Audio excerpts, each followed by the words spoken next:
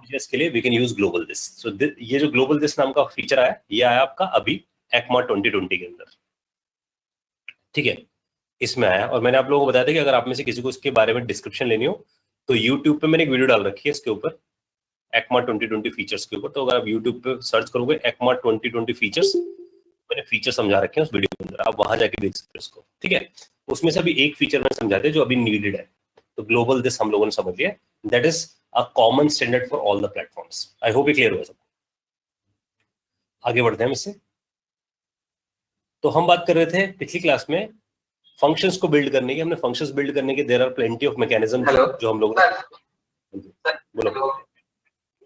Hello बोलो sir, एक बार global this को थोड़ा सा एक बार फिर से बता दिए। देखो ग्लोबल दिस यार, ग्लोबल दिस एक स्टैंडर्ड है। जैसे विंडो समझ आया, विंडो क्या चीज है? विंडो क्या चीज है? हेलो, साउंड नहीं था सर इसलिए। हेलो, विंडो जो है वो एक ग्लोबल ऑब्जेक्ट है JS लेवल पे, ठीक है। तो जब भी हम JS लेवल की बात करते हैं, it's a global object in JS।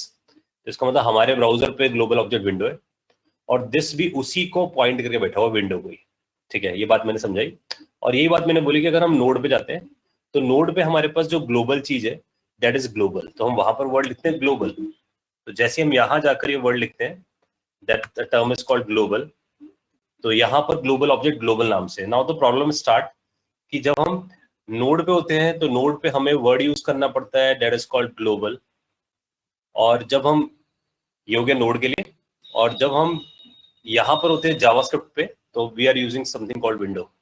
So is there any standard कि एक ही चीज लिखूं मैं जो दोनों के काम है? That is global this. तो when you write global this either on a node platform or either on a JavaScript platform, it is remain same. तो इसका मतलब इसका ग्लोबल दिस हमेशा किसको पॉइंट करेगा?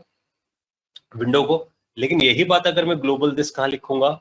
नोड पे, तो वो नोड के ग्लोबल को यूज करेगा। तो इससे फायदा क्या होगा? एज अ डेवलपर मैं दो जगह एक ही कोड लिखूंगा। आप सबको डाइजेस्ट है बातें समझ में आ गई भाई? धनंजय, जो क्वेश्चन आया था किस लिए ये? ठीक है, तो ये स्टैंडर्डाइज वर्जन है, तो इसलिए ग्लोबल दिस ECMA 2020 से। ठीक है जी, अब आते हैं हम आगे। तो हम लोगों ने पिछली बार बात करी थी IIF फंक्शंस की, इमीडिएट इन्वोक फंक्शंस की। तो मैंने आपको बताया था कि इमीडिएट इन्वोक फंक्शंस जो इंस्पायर्ड है वो एनोनिमस फंक्शन से इंस्पायर्ड है। तो आप फंक्शन लिखो, और फंक्शन एनोनिमस हम ऐसे बनाते थे, बिना नाम का जो फंक्शन होता है that is anonymous. But we want कि जैसे ये फंक्शन बने उसी वक्त कॉल भी हो जाए। तो जैसे हम इस फंक्शन को बनाए, ये कॉल हो जाए, तो हम इसके लिए क्या लगाते हैं? यहाँ ब्रैकेट लगाते हैं।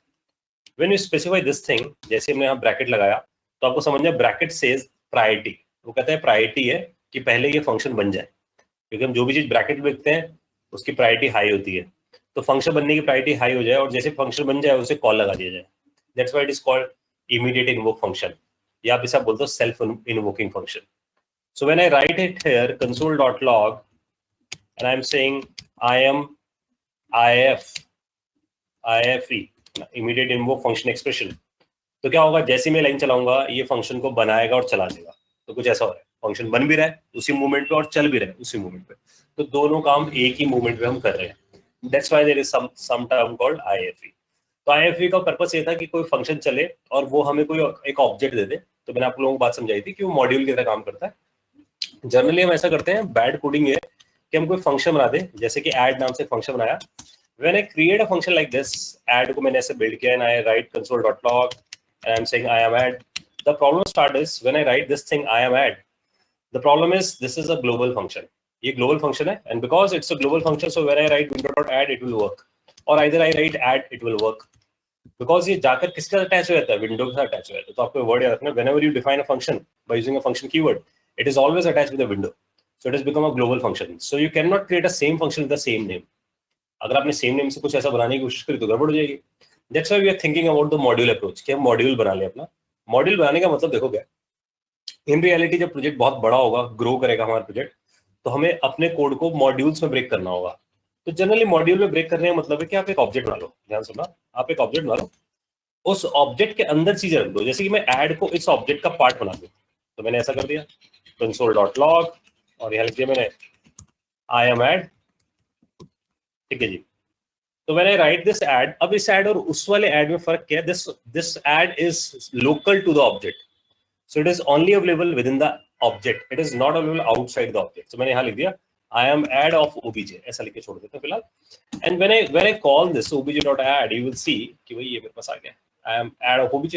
I hope guys ये बात सबको समझ आ रही है. तो अब फर्क क्या है कि जो वाला ऐड था जो पहले बाहर रख रखा था, दैट इज अ ग्लोबल, क्योंकि वो किसके साथ अटैच था, वो विंडो के साथ अटैच था. बट ये वाला ऑब्जेक्ट के साथ अटैच है, तो जब भी हम इस ऑब्जेक्ट से इसको बुलाएंगे तभी ये कॉल होगा. अब व्हाट आई वांट कि मेरे को समझ आ गया कि भाई मैं अपने फंक्शंस को ग्लोबल बनाने से बचने के लिए मैं उसे ऑब्जेक्ट में डाल दूं, तो it is encapsulated in an object. तो इसका मतलब क्या होगा, अगर मैं दूसरा ऑब्जेक्ट बनाऊं तो उसके अंदर दूसरा ऐड बना के रख सकता हूं. So it never be conflicted with other developer. That's why I create an object. सबको समझ में आ रही बात? तो कैन आई से दिस थिंग कि दिस ओबीजे, जो मेरे पास ओबीजे है, it is like a name space. ये मेरे लिए क्या है, एक नेम स्पेस है, ठीक है. और उस नेम स्पेस के inside I have define a function. So now the scope of this function is inside this object. Now it is not a global object.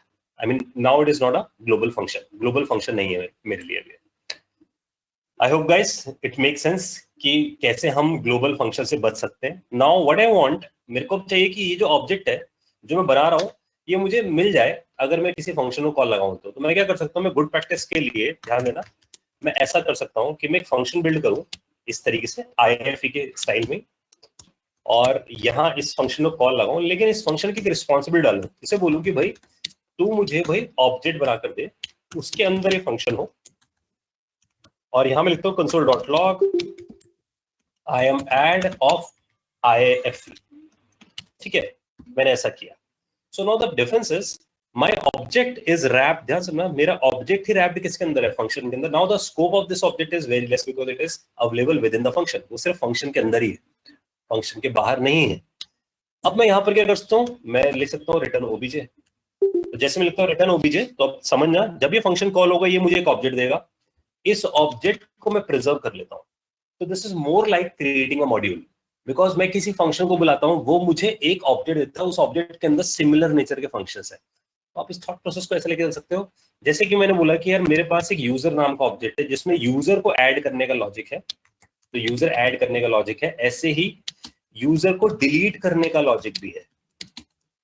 ठीक है, तो अब फायदा मेरे को क्या मिलता है कि जब भी मेरे को यूजर रिलेटेड ऑपरेशन परफॉर्म करने होंगे तो मैं इस मॉड्यूल को बुलाऊंगा, इस फंक्शन नाम के मॉड्यूल को बुलाऊंगा. When I call this module, जैसे मैं इस फंक्शन मॉड्यूल को बुलाऊंगा, ये मुझे ई नाम का एक ऑब्जेक्ट दे देगा. ई के अंदर सब कुछ पड़ा होगा, तो यहाँ हम लिख देते हैं यूजर. तो अगर हम ध्यान से देखें तो ई के अंदर क्या आ गया, देखो दोनों फंक्शंस आ गए. Now I can call e.add, e.delete. I hope guys ये सबको डाइजेस्ट हुई बात कि हमने असल में एक फंक्शन बना दिया है जो हमें ऑब्जेक्ट रिटर्न करके दे देता है. And it is more like a module कि मैंने डिमांड की यूजर की, तो एक फंक्शन चला, उसने मुझे एक ऑब्जेक्ट दे दिया, ई के अंदर वो रेफरेंस आ गया, अब मैं उससे यूज कर सकता हूँ. तो ये सबसे पहले जब इनिशियल डेज में जावास्क्रिप्ट जब आया था, तो मैं बहुत पुरानी बात कर रहा हूँ यहाँ पर, तब इनिशियल डेज में लोग चाहते थे कि हम भी मॉड्यूलर अप्रोच पे काम कर सके. अब तो बहुत कुछ हो चुका है इसके अंदर, वो देखेंगे अभी क्या क्या उसने करके दिया. तो इट इज सेइंग कि उस टाइम पे लोग क्या करते थे, एक IIFE फंक्शन बनाते थे, उसके अंदर पूरा एक ऑब्जेक्ट बनाते थे. When you invoke that IIFE function, जैसे आप उसे डिक्लेयर करके चलाते थे, वो आपको एक ऑब्जेक्ट दे देगा. उस ऑब्जेक्ट में उससे रिलेटेड, यानी जैसे यूजर से रिलेटेड सारी इन्फॉर्मेशन मिल गई हमें.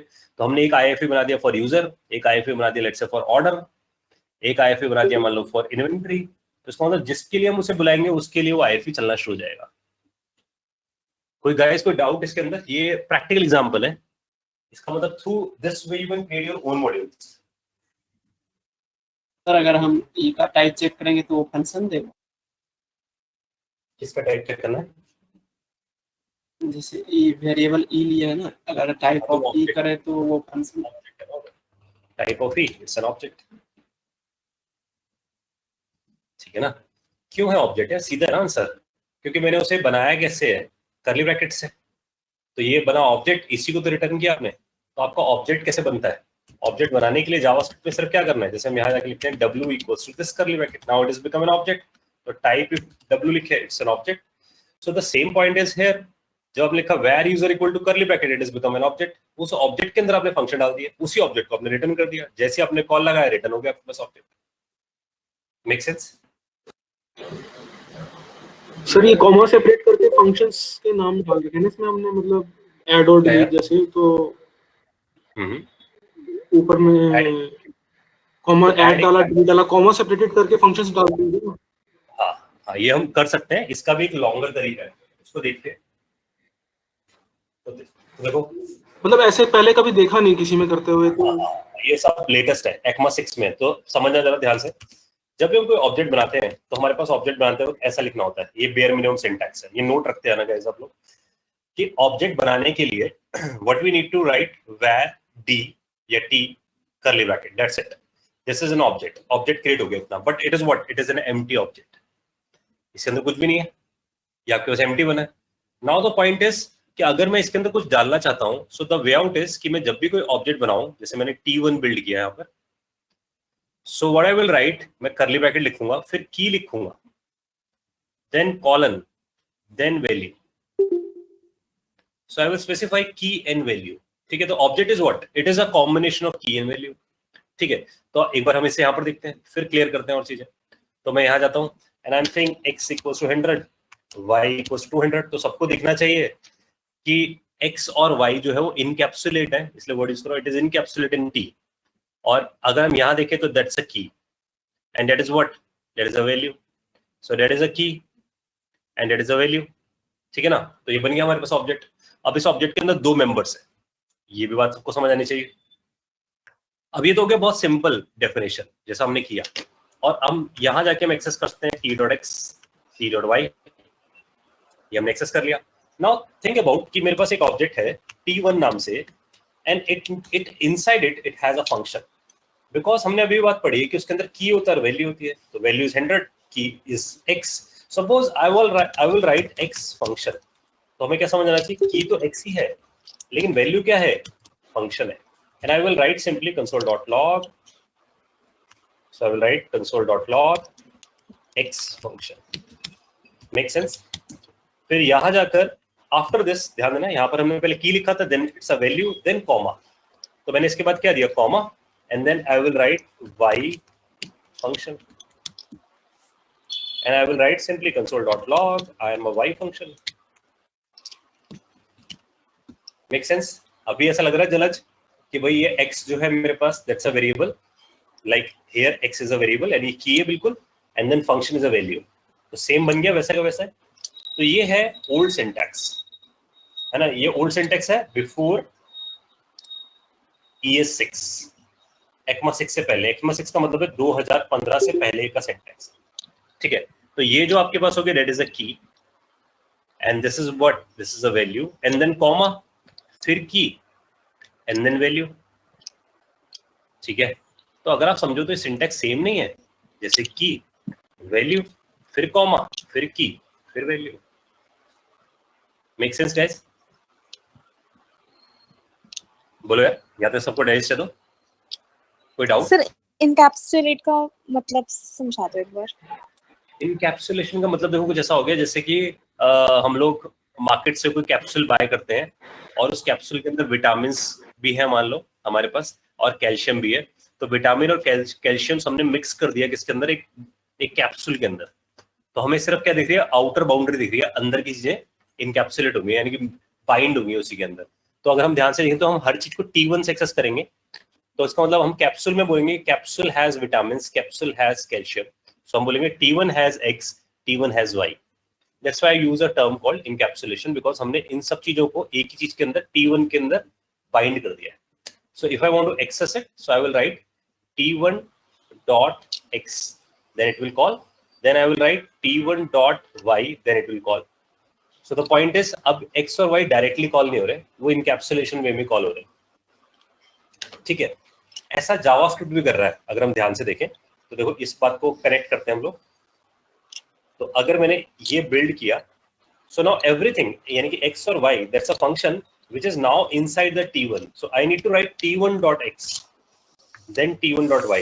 I hope ये समझ आया होगा कि why I am saying encapsulation, क्योंकि ये अब T1 के अंदर रैप हो गए सारी चीजें, बट when I writing, हाँ बोलो, कि जो जैसे अभी x का जो टाइप है वो फंक्शन है, उसका वैल्यू जैसे फंक्शन है, तो हमने उसको एक्सेस करने के लिए राउंड ब्रैकेट लगाया x के बाद, राइट? बिल्कुल बिल्कुल बिल्कुल, बिकॉज वो फंक्शन है। ये हम चेक भी कर सकते हैं, टाइप ऑफ T1 पे गए तो इट्स एन ऑब्जेक्ट, लेकिन अगर मैं लिखता हूँ type of T1 dot x, so it is saying I am a function. ठीक है। ठीक है, हाँ जी, ये हमें समझ आ गया सबको ये कैसे काम कर रहा है, और आई होप ये सबको समझ आ गया कि इनकैप्सुलेट कैसे कर डाला है हम लोगों ने। अच्छा, मैं इसी बात पे एक और बात भी बोल रहा था कि इनकैप्सुलेशन हो रही है हमेशा। कैसे पता चलेगा आपको इनकैप्सुलेशन हो रही है?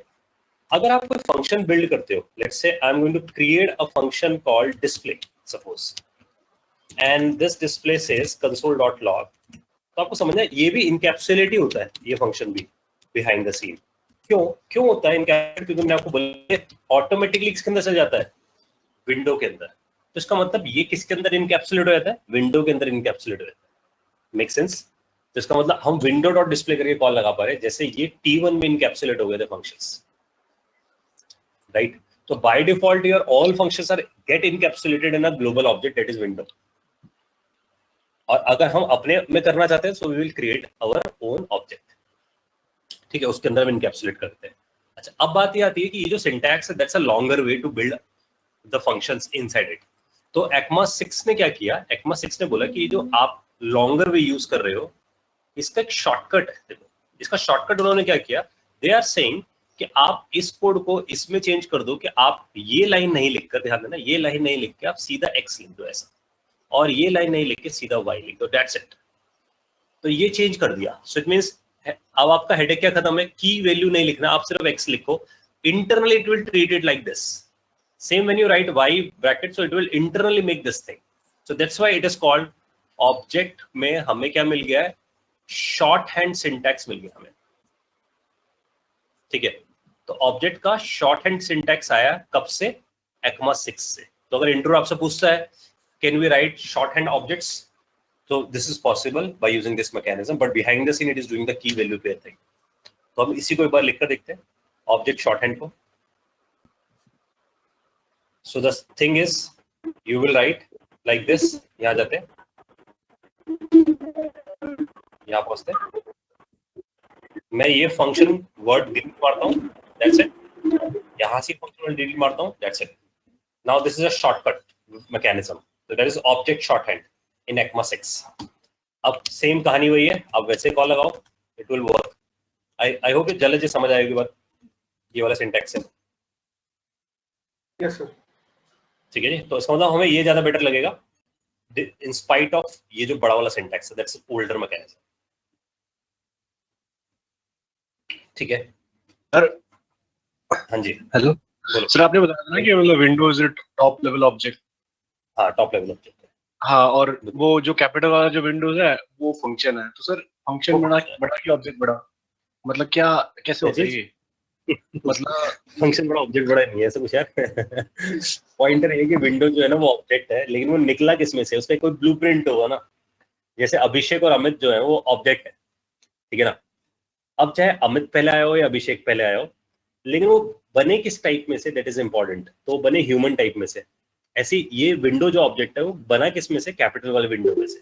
तो जो कैपिटल वाला window that is a blueprint. मेरी बात समझ आ रही है? दैट्स अ ब्लूप्रिंट, जैसे कोई क्लास बनती है। हाँ, बिल्कुल क्लास की, बिल्कुल क्लास जैसा बिहेवियर। लेकिन मैंने आप लोगों को बोला था कि यहाँ ऑब्जेक्ट ओरिएंटेड प्रोग्रामिंग नहीं लेके चलनी है ना। आप सबको परेशानी होगी जो ऑब्जेक्ट ओरिएंटेड प्रोग्रामिंग ज्यादा जानते हैं ना, तो इसलिए उस तरीके से सोचना ही नहीं है। ये है ही नहीं ऑब्जेक्ट ओरिएंटेड प्रोग्रामिंग, ये हर चीज फंक्शन से ही करने वाला है। तो हमें अप्रोच वही पिक करना है कि फंक्शन वाले अप्रोच में कैसे करेगा, और ये बड़ा स्ट्रॉन्ग है यार। इसलिए पूरी दुनिया फंक्शनल प्रोग्रामिंग की तरफ भाग गई है। जो मैंने आपको दिखाया था कि जावा, पाइथन सब फंक्शनल प्रोग्रामिंग यूज कर रहे हैं, बिकॉज जावास्क्रिप्ट ने इंट्रोड्यूस किया था। ठीक है, वो अभी हमें दिखते जाएंगे धीरे धीरे प्लस साइड्स कि क्या क्या होने वाला है। तो पहला पॉइंट ये है, क्या हम लोग अब ये डाइजेस्ट कर चुके हैं कि हम लोग इमीडिएट इन्वोक फंक्शन, वापस लेके जा रहा हूं मैं, इमीडिएट इन्वोक फंक्शन से हम असल में मॉड्यूल वाला काम करके आ सकते हैं। असल में बॉटम लाइन तो है कि हम फंक्शन से ऑब्जेक्ट रिटर्न कर रहे हैं, लेकिन इंपॉर्टेंट ये है कि हम फंक्शन को जैसे बनाते हैं वो कॉल हो जाता है, और कॉल लाके हमें ऑब्जेक्ट देता है, तो वो बिल्कुल मॉड्यूल जैसा काम करता है। ठीक है, अब ये जो बात है that is this way out जो मैं आपके सामने यहाँ लिखकर बैठा हूँ, this way out is actually a module pattern. ये हमें क्या देता है? एक मॉड्यूल पैटर्न देता है। तो ये बहुत बहुत इंपॉर्टेंट चीज है समझना। अच्छे डेवलपर्स को नहीं पता होती वाली बात जो मैं आपके सामने रख रहा हूँ इस वक्त, सो it is a introduction of thing जो बनाया गया, दैट इज मॉड्यूल पैटर्न। तो मैं इंट्रोड्यूस कर रहा हूं इसे, तो that's an introduction of module pattern. अब समझना, जब भी वर्ड आएगा ना पैटर्न, तो इसका मतलब होता है ये रिकॉग्नाइज्ड है। इसका मतलब जितने भी दुनिया में सॉफ्टवेयर बन रहे हैं बड़े लेवल पे, they know the term called pattern, so there that is coming from the term called design pattern. Design patterns are the best practices to build software. तो ये किसी डेवलपर ने आइडेंटिफाई किया कि मॉड्यूल पैटर्न होना चाहिए एक, ताकि हम उससे मॉड्यूल निकाल सके। मॉड्यूल का मतलब अगर आप सब समझते हो तो module is basically collection of functions. जैसे कि मान लो मैंने बोला मैथ मॉड्यूल पे काम कर रहा हूँ मैं, तो मैथमेटिक्स के सारे फंक्शंस मैंने रख लिया। मैंने बोला मैं स्टैटिस्टिक्स मॉड्यूल पे काम कर रहा हूँ, तो मैंने स्टैटिस्टिक्स के सारे फंक्शंस बना के रख दिए। तो whosoever want to access it, तो वो मेरे IFE को कॉल लगाएगा, और जब वो मेरे IFE को कॉल लगाएगा तो मेरे को क्या मिल जाएगा, मेरे को एक ऑब्जेक्ट मिल जाएगा, and that object belongs to math और फॉर स्टैटिस्टिक्स। ऐसा कुछ हो रहा है। लेकिन जब भी हम मॉड्यूल की बात करते हैं, ध्यान से सुनना आप लोगों ने, जब भी हम मॉड्यूल की बात करते हैं तो मॉड्यूल कहता है कि भाई कुछ चीज छुपाई भी तो जाती है यूजर को, सब चीजें दिखाई थोड़ी जाती हैं। क्योंकि हमने तो यहाँ पर एक जो गड़बड़ कर दी है वो ये कि जैसे ई डॉट करते हैं तो हम ऐड भी देख पाते हैं और डिलीट भी देख पाते हैं। So it means we are able to see both of the methods. तो ध्यान दो, डिलीट भी दिखता है हमें और ऐड भी दिखता है हमें, दोनों दिखते हैं, और हम किसी को भी कॉल लगा कर आ सकते हैं। तो मॉड्यूल बोलता है कि कुछ चीजें प्राइवेट कर दी जाती है, कुछ चीजें पब्लिक कर दी जाती है। ध्यान से सुना आप लोगों ने, कुछ चीजें प्राइवेट कर दी जाती है, कुछ चीजें पब्लिक कर दी जाती है। तो क्या आप सबको ये दिख रहा है कि यहाँ तो सब पब्लिक है, क्योंकि यूजर में ऐड भी दिखता है और डिलीट भी दिखता है। अगर मैं किसी चीज को प्राइवेट करना चाहता हूं, then it is a fully module pattern. तो मेरे पास ये क्या बन जाता है, फुल फ्लेज मॉड्यूल पैटर्न में कन्वर्ट हो जाता है। क्लियर हो रही बात आप सबको? तो अब क्वेश्चन उठता है प्राइवेट कैसे? इसमें ये ऐड, इसमें डायरेक्ट कैसे ऐड यूज कर रहे हैं हम? मतलब डायरेक्ट वेरिएबल जो लिया उसके थ्रू यूज करना चाहिए ना हमें? किसके थ्रू यार? ये add E dot add direct हमने यूज कर लिया, ऐड और डिलीट डायरेक्ट कहाँ किया यूजर हमने? देखना वापस जाते हैं, देख जरा कोड में। हाँ, यूजर के थ्रू करना चाहिए ना? नहीं ना, ई के थ्रू। ई डॉट ई के थ्रू डायरेक्ट ऐड और डिलीट। ई नहीं डॉट यूजर डॉट ऐड नहीं ना, ई डॉट यूजर नहीं होगा। देखो ध्यान से देखना, यूजर एक ऑब्जेक्ट है जो कि मेमोरी में बना, उसका कोई एड्रेस होगा, उसके अंदर ऐड बना फंक्शन, उसके अंदर डिलीट बना एक फंक्शन। दो फंक्शंस क्रिएट हुए, add function and delete functions, both of them are get created. और किस में क्रिएट हुए? 66 में। तो यहाँ रिटर्न देखो ना मैंने क्या किया है, 66। तो ये रिटर्न होके किसके पास पहुंचा? ई के पास। तो ई के पास भी क्या है अब? 66। तो जब मैं लिखूंगा 66 यानी कि ई डॉट ऐड, तो काम करेगा ना।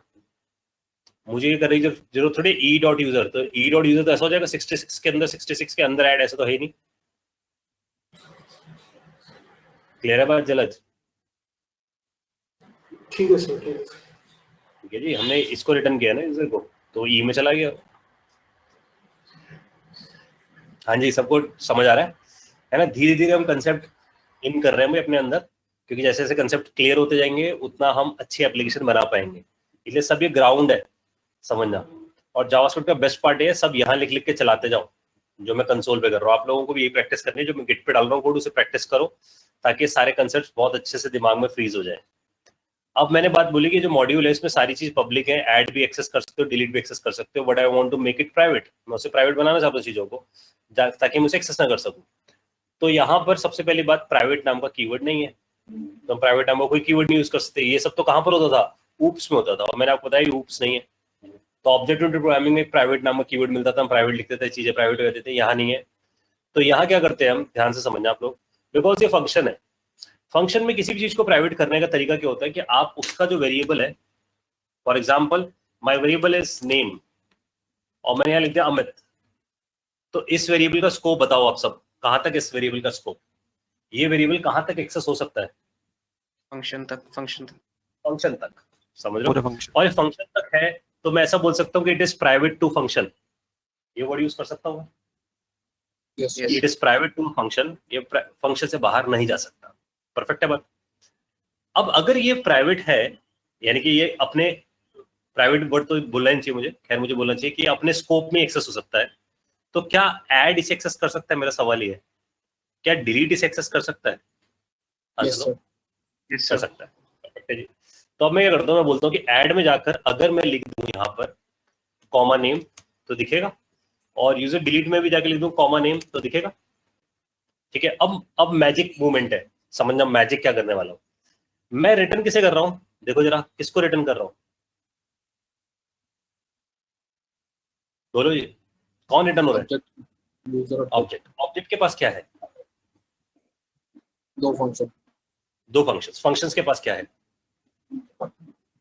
नेम फंक्शन के पास क्या, ध्यान से देखो, ये नेम वेरिएबल नेम है उसके पास। तो इनडायरेक्टली पता क्या करेगा, ये हमें दिखाने के लिए देगा ये ऑब्जेक्ट और ये फंक्शंस, लेकिन ये फंक्शन इंटरनली किसी यूज कर रहे होंगे इस नेम नाम के वेरिएबल को, बट नेम नाम का वेरिएबल एक्सप्लिसिटली मेरे पास नहीं है। क्यों? क्योंकि वो यूजर के अंदर मेंबर नहीं, ध्यान देना, यूजर के अंदर वो मेंबर नहीं है कॉमा करके, ये तो मेंबर्स हैं इसके। तो ऐड और डिलीट तो पब्लिक है, लेकिन नेम मेरा क्या हो जाएगा, प्राइवेट हो जाएगा।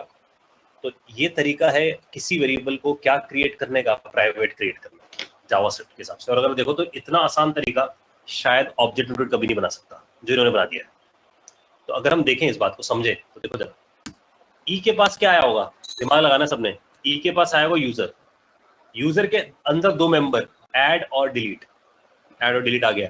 तो अब मैं अगर ई डॉट ऐड करता हूं तो उसके अंदर से नेम आ जाएगा, but I can not never ever use name. मैं नेम को डायरेक्ट कभी एक्सेस नहीं कर पाऊंगा, because name is not a member, because add and delete are the members, ये हमें दिख रहा है।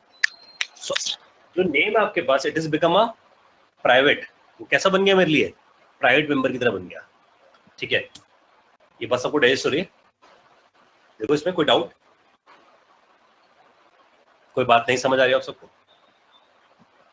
तो ये बात समझ आ रही है कि मॉड्यूल में चीजें छुपाई कैसे जाती हैं? बोलो यार। सर थोड़ा सा डाउट। हाँ बोलो, थोड़ा सा भी डाउट क्लियर करो। सर जैसे यूजर बनाए और हम चाहते हैं एक और एडमिन बनाए सेम टाइप का, क्या करें? तो उस केस में भी मैंने, जैसे आप वेर यूजर लिए हैं ना, उसके अंदर दो पर्सन है, तो मैं हाँ। सेम टाइप चाहता हूँ कि जैसे यूजर है उसी तरह एक और एडमिन इसी में, ठीक है, तो क्या ये इसी संभव है? बिल्कुल है, क्यों नहीं है। जैसे देखो सब, देखो अब जितने भी मैं बातें कर रहा हूँ ना, वो सारी चीजें जितना हमने सीखा उसी से निकल कर आएंगी चीजें, देखो ध्यान देना। अब जैसे इसका क्वेश्चन ये मनीष का कि जैसे यहाँ एक यूजर नाम का ऑब्जेक्ट है, ऐसा ही क्या पॉसिबल है कि इसी के साथ एक और ऑब्जेक्ट हो एडमिन नाम का, यही बात है ना मनीष, और उसके पास भी ऐड हो, लेट्स से दोनों को हमने दिया तो इसके पास भी ऐड है, सपोज मान लिया हमने, और यहाँ पर लिख देते हैं एडमिन ऐड। तो ऑब्वियसली बात है नेम नाम का वेरिएबल दोनों के लिए कॉमन होगा या नहीं, क्योंकि नेम का स्कोप कहाँ तक है, फंक्शन तक। तो ये दोनों में एक्सेसिबल होगा, एडमिन में भी और यूजर में भी। अब पॉइंटर ये है कि यहाँ से मैं क्या रिटर्न कर रहा हूँ, यूजर। तो यूजर तो बन गया पब्लिक, ध्यान सुनना, यूजर तो बन गया पब्लिक, लेकिन एडमिन क्या बन गया, प्राइवेट, क्योंकि मैंने उसे रिटर्न नहीं किया। तो मैं क्या करूँ, मैं यहाँ जाकर एक और ऑब्जेक्ट बना दूँ, मैं यहाँ जाकर एक और ऑब्जेक्ट बना दूँ जिसके अंदर यूजर और एडमिन को डाल दूँ। समझ में आ रही बात आप लोगों को? तो मैंने एक तीसरा ऑब्जेक्ट बना दिया, इसमें दोनों को रैप कर दिया, और अब मैंने इसे रिटर्न कर दिया।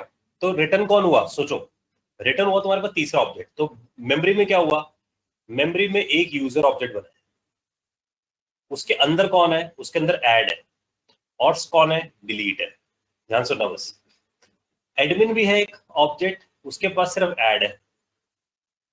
ये किसी एक मेमोरी एड्रेस पे बना है, ये किसी एक मेमोरी एड्रेस पे बना है। तीसरा ऑब्जेक्ट एक और क्रिएट किया जिसमें 66 भी रख दिया और 77 भी रख दिया, और इसका खुद का अपना रेफरेंस है।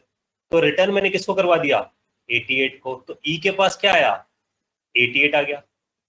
डाइजेस्ट है सबको बात? अब अगर मैं आपसे बोलता हूँ कि एडमिन वाला ऐड कॉल करके बताओ, तो क्या लिखोगे, सोचो, ऐसा ही लिखोगे 88.77 डॉट ऐड, ऐसे लिखोगे। तो इसका मतलब 88 कौन है, ई, 77 कौन है, एडमिन, और डॉट ऐड। सबको डाइजेस्ट है मेरी बातें?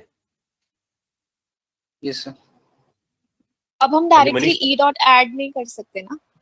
हाँ, अब हम ई डॉट ऐड नहीं कर सकते क्योंकि हमने इसको रैप कर दिया एक और ऑब्जेक्ट के अंदर। तो इसका मतलब ई के पास तो अब एक बड़ा ऑब्जेक्ट है, उसके अंदर दो ऑब्जेक्ट्स है, ठीक है ना, और उनके अंदर फंक्शंस है। इसके अंदर ऐड डिलीट है, इसके पास सिर्फ ऐड है। हाँ जी गाइस, सबको समझ में आई बात है? तो अब अगर हम इसको चेक करें, इस बात को चलाकर देखें, सबसे बेस्ट है। तो अगर हम इसे रन करते हैं तो देखते हैं ई में क्या है। तो मैं शायद कुछ ब्रैकेट का, अच्छा ये गड़बड़ है, गड़बड़ दिखाता हूँ क्या गड़बड़ है। गड़बड़ है ये सेमीकोलन नहीं होगा यहाँ पर, ठीक है ना, ध्यान से समझना। यूजर है, करली ब्रैकेट, यहाँ एक खत्म, इसके बाद सेमीकोलन नहीं होना चाहिए ना, क्योंकि यहाँ नया ऑब्जेक्ट शुरू हो रहा है। और एंटर मार देते हैं। ये मैंने एंटर किया, हमारे पास ई में सब कुछ आ गया होगा। ई को प्रिंट करा के देखो, तो आपको दिख रहा है ई के अंदर यूजर ऑब्जेक्ट है। तो मैं अब ऐसा लिख सकता हूँ ई डॉट यूजर डॉट एड, ये ऐड हो गया, so call E dot admin dot add. सबको डाइजेस्ट हो गई बातें? अब सर डाइजेस्ट है तो, बट अब जैसे अगर वो फंक्शन, अगर हम यहाँ पे वेरिएबल की जगह फंक्शन डिफाइन कर दें, एनोनिमस हो या जैसा भी हो, बट तो वो भी प्राइवेट हो जाएगा ना अगर हम उसे यूजर में कॉल लगा रहे हैं तो? बिल्कुल। इसका मतलब अगर हमने जैसे वेरिएबल डिफाइन किया था, ऐसे आप फंक्शन डिफाइन करके आ सकते हैं। तो मान लो मैंने यहाँ आके लिख दिया var d फंक्शन, ठीक है, ये मैंने लगा जिसका ब्रैकेट कंसोल डॉट लॉग, और यहाँ मैंने लिख दिया I am a private function, ठीक है जी। अब because D is a private function and I want कि जब ये कॉल हो तो ये डी को कॉल लगा दे, तो आप सबको दिखना चाहिए प्राइवेट है यार ये। तो मैं डी को बुला तो रहा हूँ, देखो मैं बुला तो रहा हूँ डी को, but D is a private function. But I am, मैं इसे बुला किसके थ्रू रहा हूँ? ऐड के थ्रू बुला रहा हूँ। समझ में आ रही है आप सबको मेरी बात? ऐड के थ्रू बुला रहा हूँ। तो ऐड इज अ पब्लिक, क्योंकि वो मुझे एक्सेसिबल है। ऐड अंदर से डी को बुलाता है, तो मैं डी को कभी डायरेक्ट कॉल नहीं लगा सकता, ठीक है। चेक करें इस बात को। तो देखो मैं यहाँ जाके लिखता हूँ ई डॉट यूजर डॉट एड, तो ध्यान देना ऐड ने जाकर प्राइवेट फंक्शन कॉल लगाया, हमने तो सिर्फ इसको लगाया था, ऐड को कॉल लगाया था। तो अब मैं अगर ये बोलूँ आपको कि e dot user dot add या ई डॉट यूजर डॉट, जो आपका फंक्शन है, जो प्राइवेट फंक्शन है, प्राइवेट फंक्शन का नाम दे दो, किसमें पड़े डी, तो आप डी को कॉल नहीं लगा पाओगे कभी भी, ना तो ऐसे ना ऐसे, है ना। और कोई बहुत बड़ा प्रिंसिपल नहीं, अगर आप ध्यान से समझो तो आपको समझ आना चाहिए यार। ये बात तो हमने सी में पढ़ ली थी बात, कि local variable can not be accessible outside, वही तो हो रहा है। लेकिन इन्होंने देखा ना कैसे बना दिया इसको, इनकैप्सुलेशन में पूरा कन्वर्ट कर दिया और इसे एक अलग लेवल पे ले गए। सी में सब नहीं हो पाता था, कि सी में फंक्शन को रिटर्न नहीं करता था, समझ लो। यहाँ फंक्शन रिटर्न हो जाता है, यहाँ पर ऑब्जेक्ट्स आ जाते हैं, सब चीजें यहाँ पर पॉसिबल। तो अगर आप ध्यान से देखो, ये प्योर इनकैप्सुलेशन पे खेल गए हम लोग। तो हमने एक इनकैप्सुलेशन क्रिएट कर दिया यहाँ पर कि भाई देखो हमारे वेरिएबल्स और हमारे private functions is not accessible outside, on these things are the public things.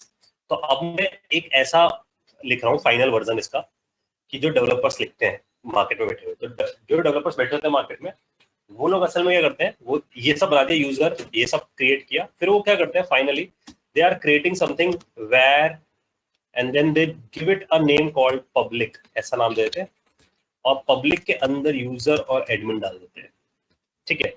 और यहाँ से रिटर्न कर आते हैं पब्लिक। तो सामने वाले डेवलपर्स को समझ में भी आता है कि अच्छा ये क्या चीज पब्लिक रखी गई है। आप सबको बात समझ आ रही है? तो मैं रिटर्न क्या कर दिया, public. Public is what? Public is an object, सिर्फ एक नाम दिया मैंने उसको, उसके अंदर क्या डाल दिया, यूजर और एडमिन।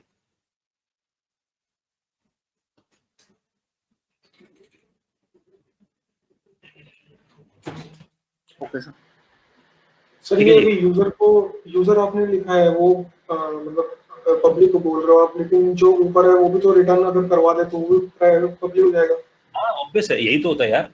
ये जो आप मेरे से सवाल पूछो कि रिटर्न करा दो तो पब्लिक हो जाएगा, तो क्या आप जावा या सी प्लस प्लस में जाके पब्लिक कीवर्ड लिख के पब्लिक नहीं बना देते हो? इट्स मोर लाइक दिस ना, इंटेंशन है। अगर आपने रिटर्न करा तो आपकी इंटेंशन है कि मैं इसे पब्लिक करना चाहता हूँ, या आपने पब्लिक कीवर्ड लगाया तो आप इंटेंशन है कि मैं इसे पब्लिक करना चाहता हूँ। तो बस यहाँ पर फर्क है, यहाँ पर हम रिटर्न करके बाहर निकाल देते हैं उस फंक्शन को, वहां पब्लिक कीवर्ड लगाते हैं। Make sense? समझ आ रही बात? तो अब अगर हम यहाँ देखें तो ये एक मॉड्यूल पैटर्न है जो आप लोगों ने सीखा है, this is a module pattern, ठीक है। और once we create this module pattern, तो अब हम यहाँ जाकर जब भी लिखते हैं e dot admin dot add, we are able to access it, है ना। ऐश्वर्या का कोई क्वेश्चन आया है, वो कह रहा है सर ई डॉट यूजर से जब हम फंक्शन को एक्सेस कर सकते हैं तो कैसे प्राइवेट हो गया फंक्शन? ऐश्वर्या यार, हमने प्राइवेट फंक्शन ये बनाया है डी, ना कि ऐड। ऐड तो मेंबर फंक्शन है यूजर का, तो अगर हम यूजर को हम बाहर निकाल रहे हैं तो उसके मेंबर भी बाहर निकल कर आएंगे, जैसा क्लास में होता है। तो यूजर का जो मेंबर फंक्शन है वो ऐड है, दैट इज पब्लिक, लेकिन डी जो है वो प्राइवेट है, क्योंकि डी को हमने मेंबर नहीं बनाया यूजर का। डी अगर ध्यान से देखो तो लोकल वेरिएबल में बैठा है और उसका स्कोप कहाँ तक है, विद इन द फंक्शन तक, और ना ही हमने उसे रिटर्न कराया है, हमने रिटर्न यूजर को कराया है। यूजर के अंदर जो मेंबर है वो पब्लिक है, यानी कि ऐड पब्लिक है और डिलीट पब्लिक है, वो एक्सेस हो सकते हैं ऑब्जेक्ट के थ्रू, ठीक है ना। तो that's why I am able to write e.user या e.admin। आई थिंक ये क्लियर हो रही बात ऐश्वर्या?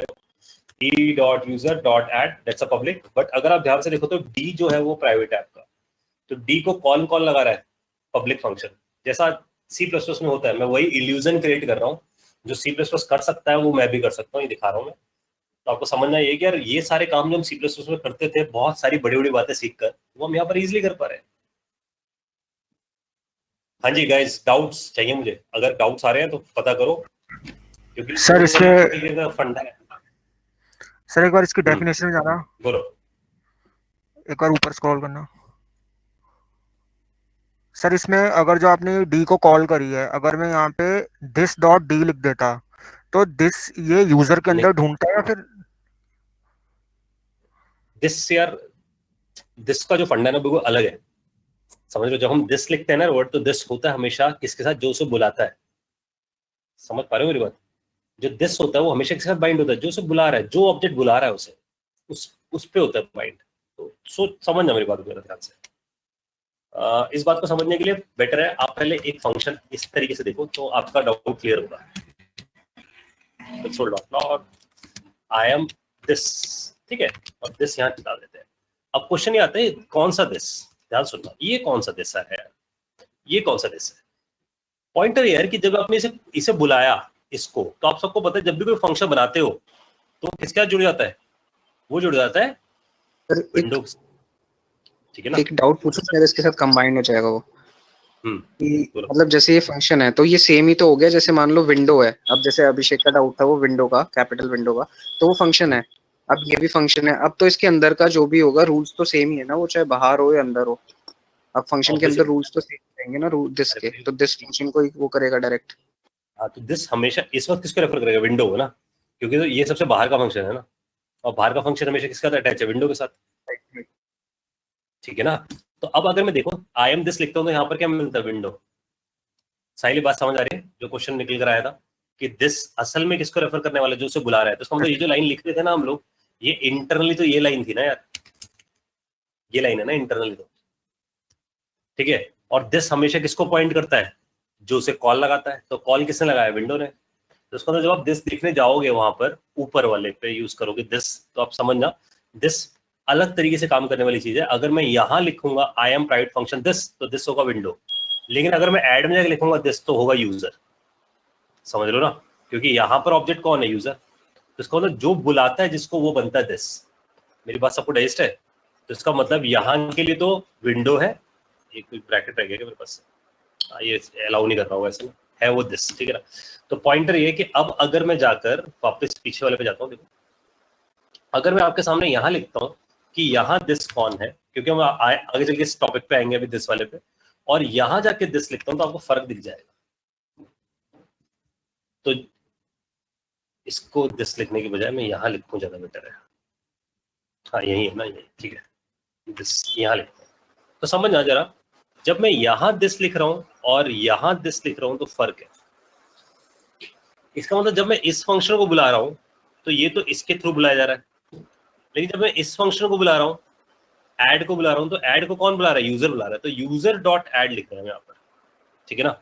और यहाँ हम यूजर डॉट डी नहीं लिख रहे हैं, तो ये लाइन असल में क्या है हमारी, विंडो डॉट डी है। तो आप फर्क दिखना सब लोग। तो दिस का तरीका है, दिस अपने आप है ना कन्वर्ट हो जाता है चीजों में। तो अब हम जाकर जब ई को देखते हैं, ध्यान देना, ई को देखते हैं और फिर यूजर लिखते हैं, तो ई ऑब्जेक्ट है, यूजर ऑब्जेक्ट है, और यूजर को बुला, मतलब ऐड को बुला कौन रहा है, यूजर बुला रहा है। तो user become this for add. इसके लिए दिस कौन है, ये वाला यूजर, लेकिन इसे तो यूजर नहीं बुला रहा ना, यूजर डॉट डी तो लिखा, तो इसे कौन बुला रहा है, विंडो बुला रहा है। इसका मतलब जब हम यहाँ देखेंगे तो आपको डिफरेंशिएशन दिखेगा। आपने ध्यान दिया, यूजर वाले के ऐड में अमित ये आ गया, ऐड डिलीट, लेकिन इसमें ध्यान दिया आपने, क्या आया, विंडो आया। आई होप साहिल क्लियर हुई होगी बात। सर इस पे विंडो कैसे आया? अरे भाई सोचो ना, तुम एक बात पकड़ो मेरी, ध्यान से मेरी बात को पकड़ा करो। ऊपर है ना, ग्लोबल है। ऐड को कैसे बुलाया है विदित, जल्दी बता। सर ऐड ऐड कैसे को बुलाया? ई से अच्छा हाँ सर कैसे बुलाया भाई? तो यूजर इज बिकम दिस की डेफिनेशन क्या है? करंट कॉलिंग ऑब्जेक्ट का रेफरेंस रखता है, जो उसे बुलाता है उसका एड्रेस रखता है। तो इसे बुलाया, ऐड को किसने बुलाया? यूजर ने। तो जब तुमने ऐड पे देखा यहाँ नीचे जाकर, तो तुम्हें दिखा ना यहाँ पर हाँ कि सर भाई यहाँ इस यूजर ऐड में कौन बैठा है? यूजर बैठा है। यूजर के पास ही तो थे ऐड और डिलीट। लेकिन जब तुमने डी को बुलाया था, डी को याद है कैसे बुलाया था? ऐसे। और ये कभी मत भूलो, जब किसी फंक्शन को ऐसे बुलाते हो, वो लाइन विंडो डॉट डी होती है बाय डिफॉल्ट, क्योंकि इम्प्लिसिटली कौन है? ये इम्प्लिसिट है, इसलिए वर्ड याद रखना। ये कैसी कॉलिंग है? इम्प्लिसिट कॉलिंग है। समझ में आ रही है सबको बात है? ये वर्ड याद रखना है, इम्प्लिसिट कॉलिंग ऑफ दिस है ना। और ये वाली जो कॉलिंग है ये कैसी है? एक्सप्लिसिट है, क्योंकि तुम इसे बता रहे हो कि दिस कौन बनेगा। उसमें नहीं बता रहे हो तो विंडो बन जाता है अपने आप। सबको डाइजेस्ट है बातें? ये समझ में आई दिस कैसे काम कर रहा है इस केस में? ठीक है साहिल, आई थिंक मैंने आंसर दे दिया होगा आपके क्वेश्चन को जो आप चाहते थे। Yes sir, yes sir. तो यार ये बहुत बड़ी बात सीख गए हम, ठीक है। और ये समझना है काफी अच्छे डेवलपर्स को बात पता होती है कि मॉड्यूल कैसे काम करते हैं। तो जब इनिशियली जब जावास्क्रिप्ट ने मॉड्यूल बनाए थे तो ये तरीका था। हाँ जी, इसका लेमन एग्जांपल मिल सकता है क्या? जैसे आपने मॉड्यूलर अप्रोच बताया अभी कि हमने प्राइवेट फंक्शन बनाया, एक लेमन के हम इसको यूज कैसे कर सकते हैं? मतलब देखो अगर हमारी कोई एप्लीकेशन है ऐसा, एप्लीकेशन वाइज देखते हैं। देखो सर, तो देखो एप्लीकेशन वाइज जो एग्जांपल बनता है वो ऐसा बनता है कि सपोज हम कोई ऐसा पिक कर लेते हैं। फॉर एग्जांपल मान लो हम Amazon जैसा कुछ बिल्ड करने जा रहे हैं, ठीक है। और ऐसे ऐसे ले लेते हैं, मान लो रश्मि को Amazon में बोला गया कि आप इन्वेंट्रीज मैनेज करने का सिस्टम लिखो, ठीक है। तो आपको मैंने बोला कि रश्मि के पास इन्वेंट्री का एक मॉड्यूल है, ठीक है जी। और सपोज मान लो कि अमित के पास सेल्स का मॉड्यूल है बिल्ड करने के लिए। तो अमित का और रश्मि का रोल क्या होगा कि अमित का रोल ये है कि भाई वो जाकर सोचे कि सेल्स के अंदर क्या क्या चीजें होनी चाहिए, क्या क्या फंक्शंस होने चाहिए। तो सेल्स मेरे लिए क्या हो गया? Sales is an object for me, वो मेरे लिए एक ऑब्जेक्ट हो गया। और उस ऑब्जेक्ट में मैं क्या क्या चीजें आउटर वर्ल्ड को दूंगा। ध्यान देना, आउटर वर्ल्ड का मतलब है जो आउटर डेवलपर्स है। जैसे रश्मि आउटर डेवलपर है मेरे लिए, अमित एक डेवलपर है मान लो जी, ऐसे मान लो अनिल एक डेवलपर है ना, ऐसे मान लो सुनील एक डेवलपर है, ऐसे अलग अलग डेवलपर्स है। और इन डेवलपर्स को मैं क्या दिखाऊंगा क्या नहीं दिखाऊंगा।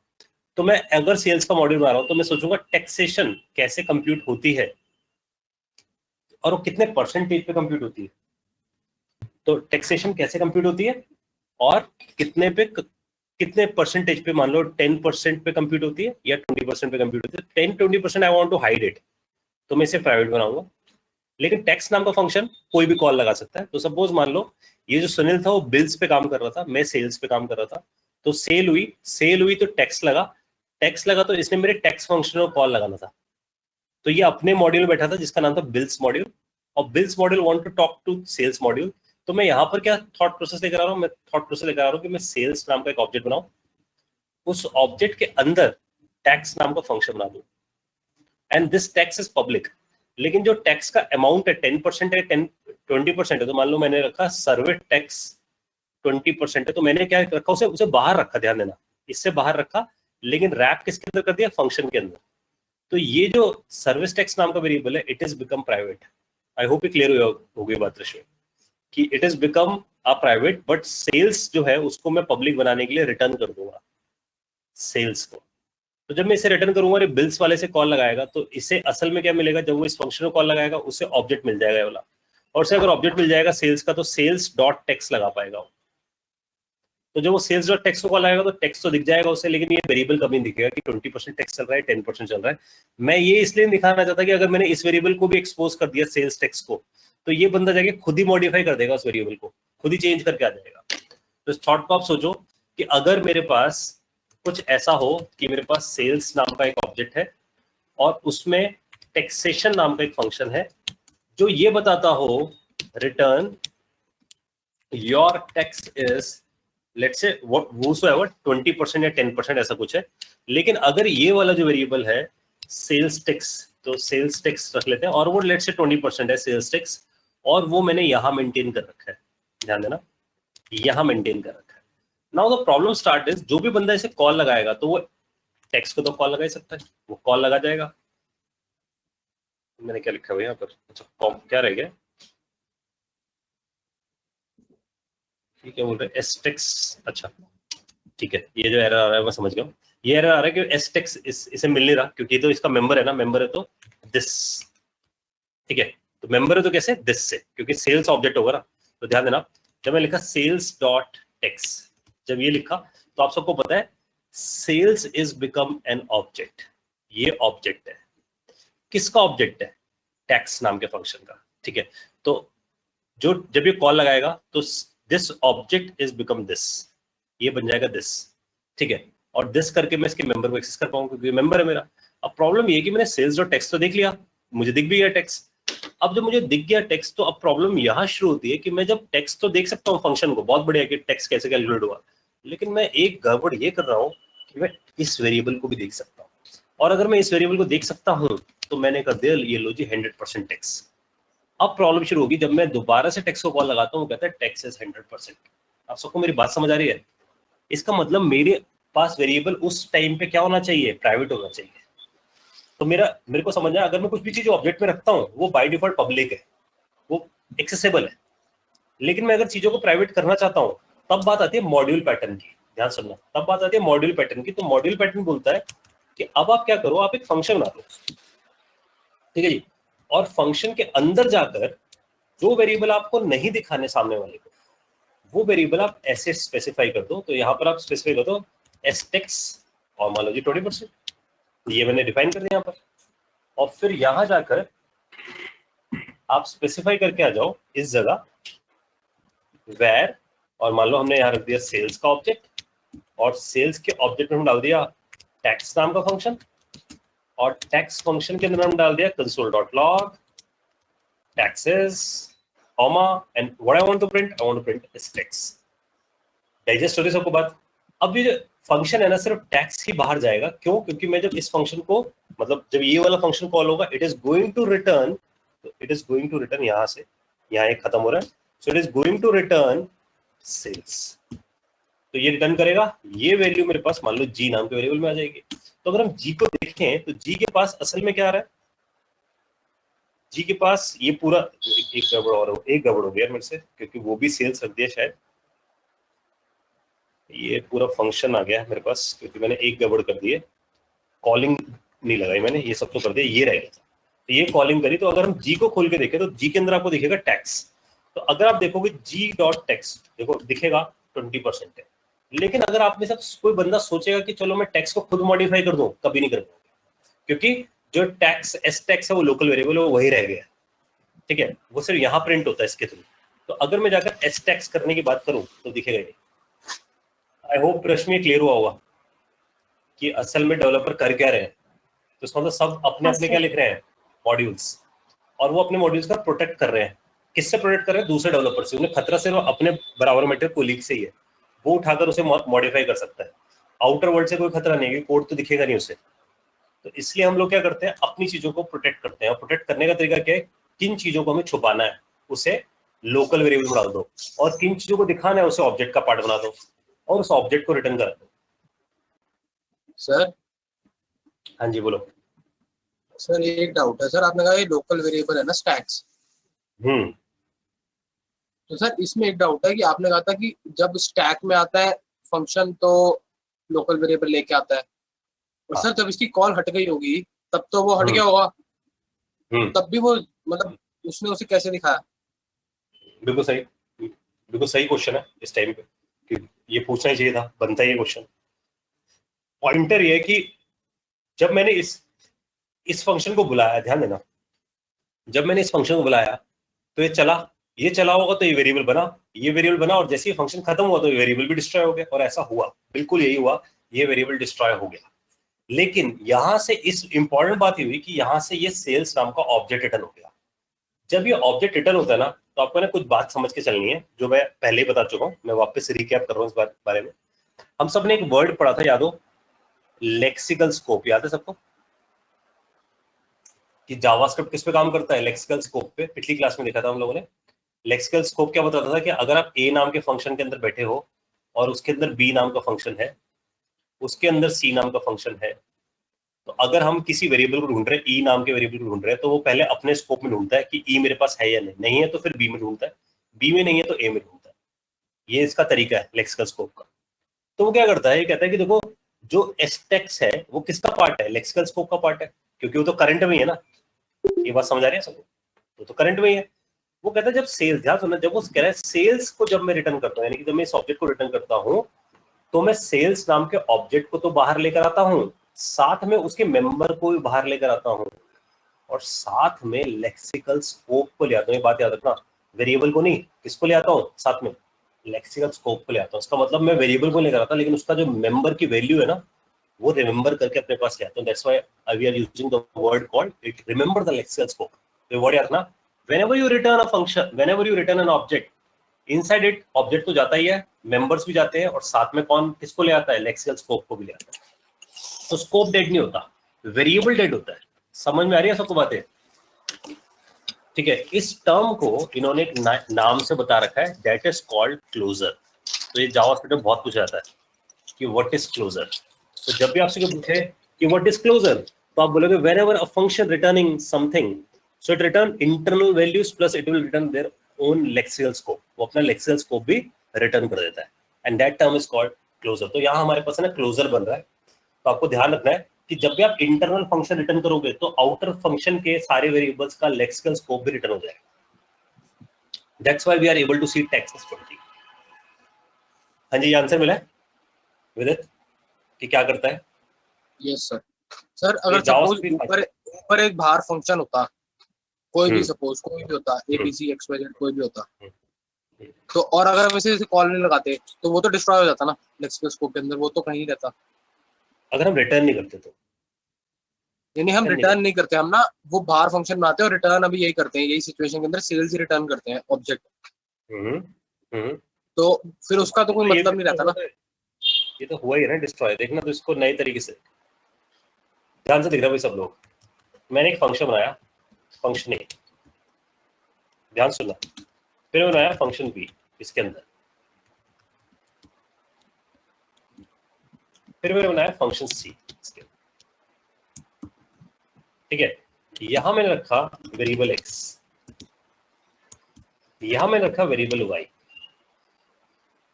यहां मैंने रखा वेरिएबल जेड, यहां मैंने रखा variable m equal to x plus Y plus Z, और यहां एक वेरिएबल और रख लिया t, और यहां रखा प्लस t।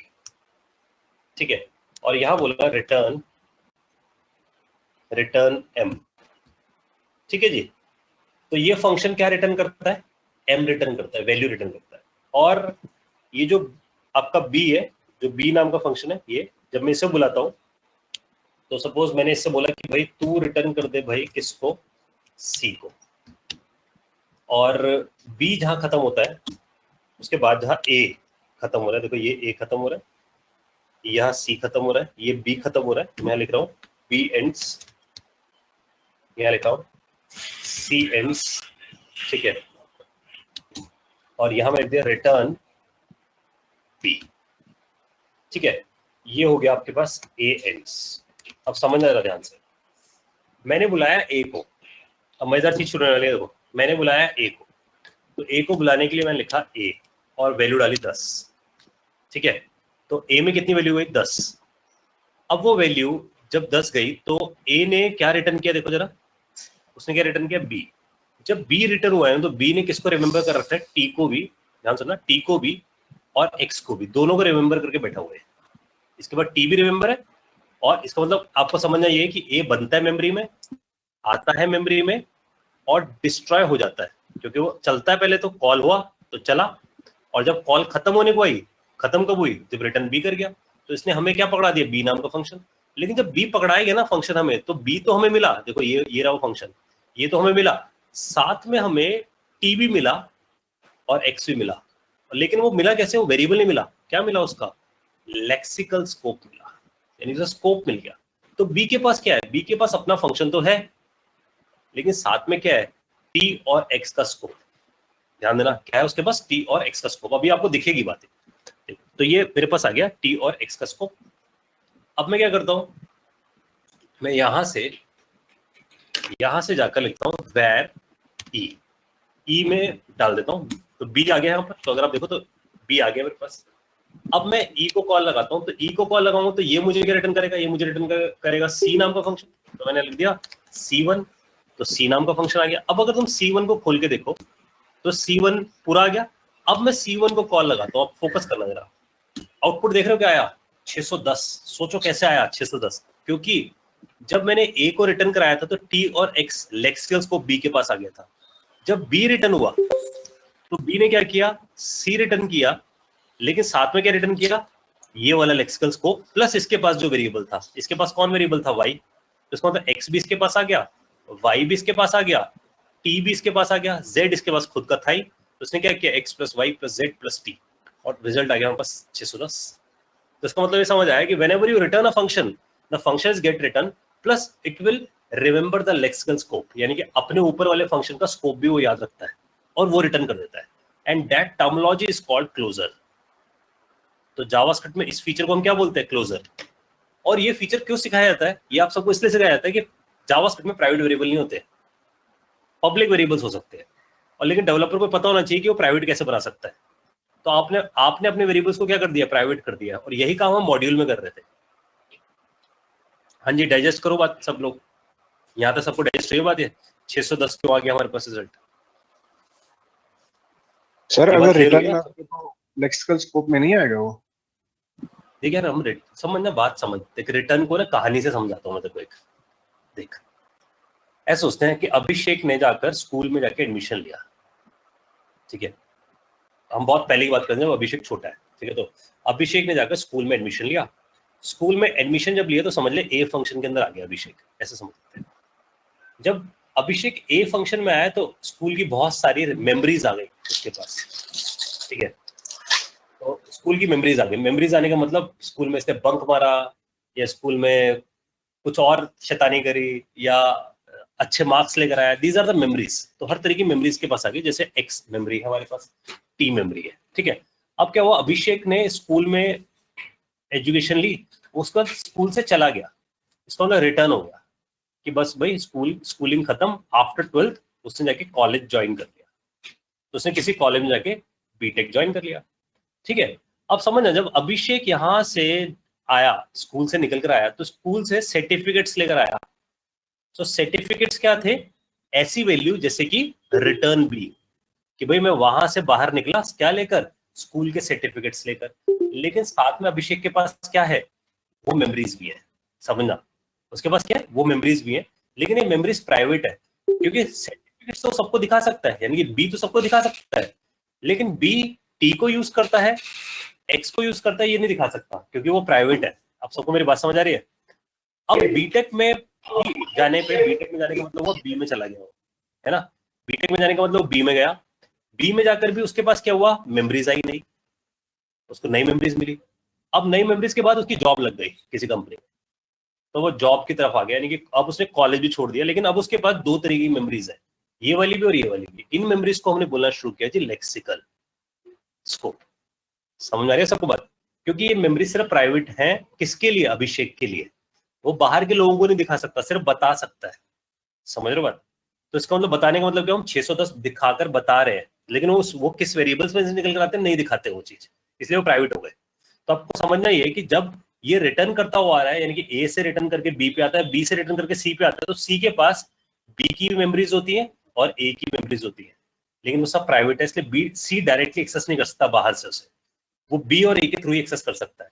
इसलिए हम यहाँ जब हम देख रहे हैं तो हम एक्स जब यूज कर रहे हैं तो ए की मेमोरी, वाई जब यूज कर रहे हैं तो बी की मेमोरी, और जेड यूज कर रहे हैं तो अपनी करंट मेमोरी, टी यूज कर रहे हैं पुरानी मेमोरी। आई होप अभिषेक की बात क्लियर हुई हो कि कैसे काम कर रहा है लेक्सिकल। तो अगर तुम रिटर्न ही नहीं करोगे, समझो, अगर तुम रिटर्न ही नहीं करोगे तो कभी लेक्सिकल स्कोप जाएगा नहीं। सोचो स्कूल में रह गया तो मेमोरी लेके जाने की तो कोई मतलब ही नहीं था। समझ आ रही बात। सर वही पूछ रहा था कि मतलब अगर सर्टिफिकेट लाया तो मेमोरी नहीं रही ना। मतलब रिटर्न नहीं करा तो मतलब हम एक्सेस नहीं कर सकते। रिटर्न नहीं करता तो वही है ना, स्कूल में तो मेमोरी क्या करोगे याद, ठीक है ना, क्लियर है। हाँ जी बोलो। सर और किसी को इसमें लेकिन अगर हम रिटर्न नहीं भी करते हैं तो वो बात तो है ना कि सी जो है वो वाई को एक्सेस कर सकता है, क्योंकि जब सी वाई को ढूंढेगा तो उसके पास नहीं होगा, वो वाई लेक्सिकल स्कोप वाला कॉन्सेप्ट यूज करके वाई के पास जाएगा और उसको बी के पास मिल जाएगा। वो तो आप समझ लो, वो तो इसलिए क्योंकि ये जो टी है ये बड़े स्कोप में है, क्योंकि इसका करली ब्रैकेट यहाँ तक है, तो यहाँ तक तो अवेलेबल है ही नहीं है, समझ रहे हो ना मेरी बात।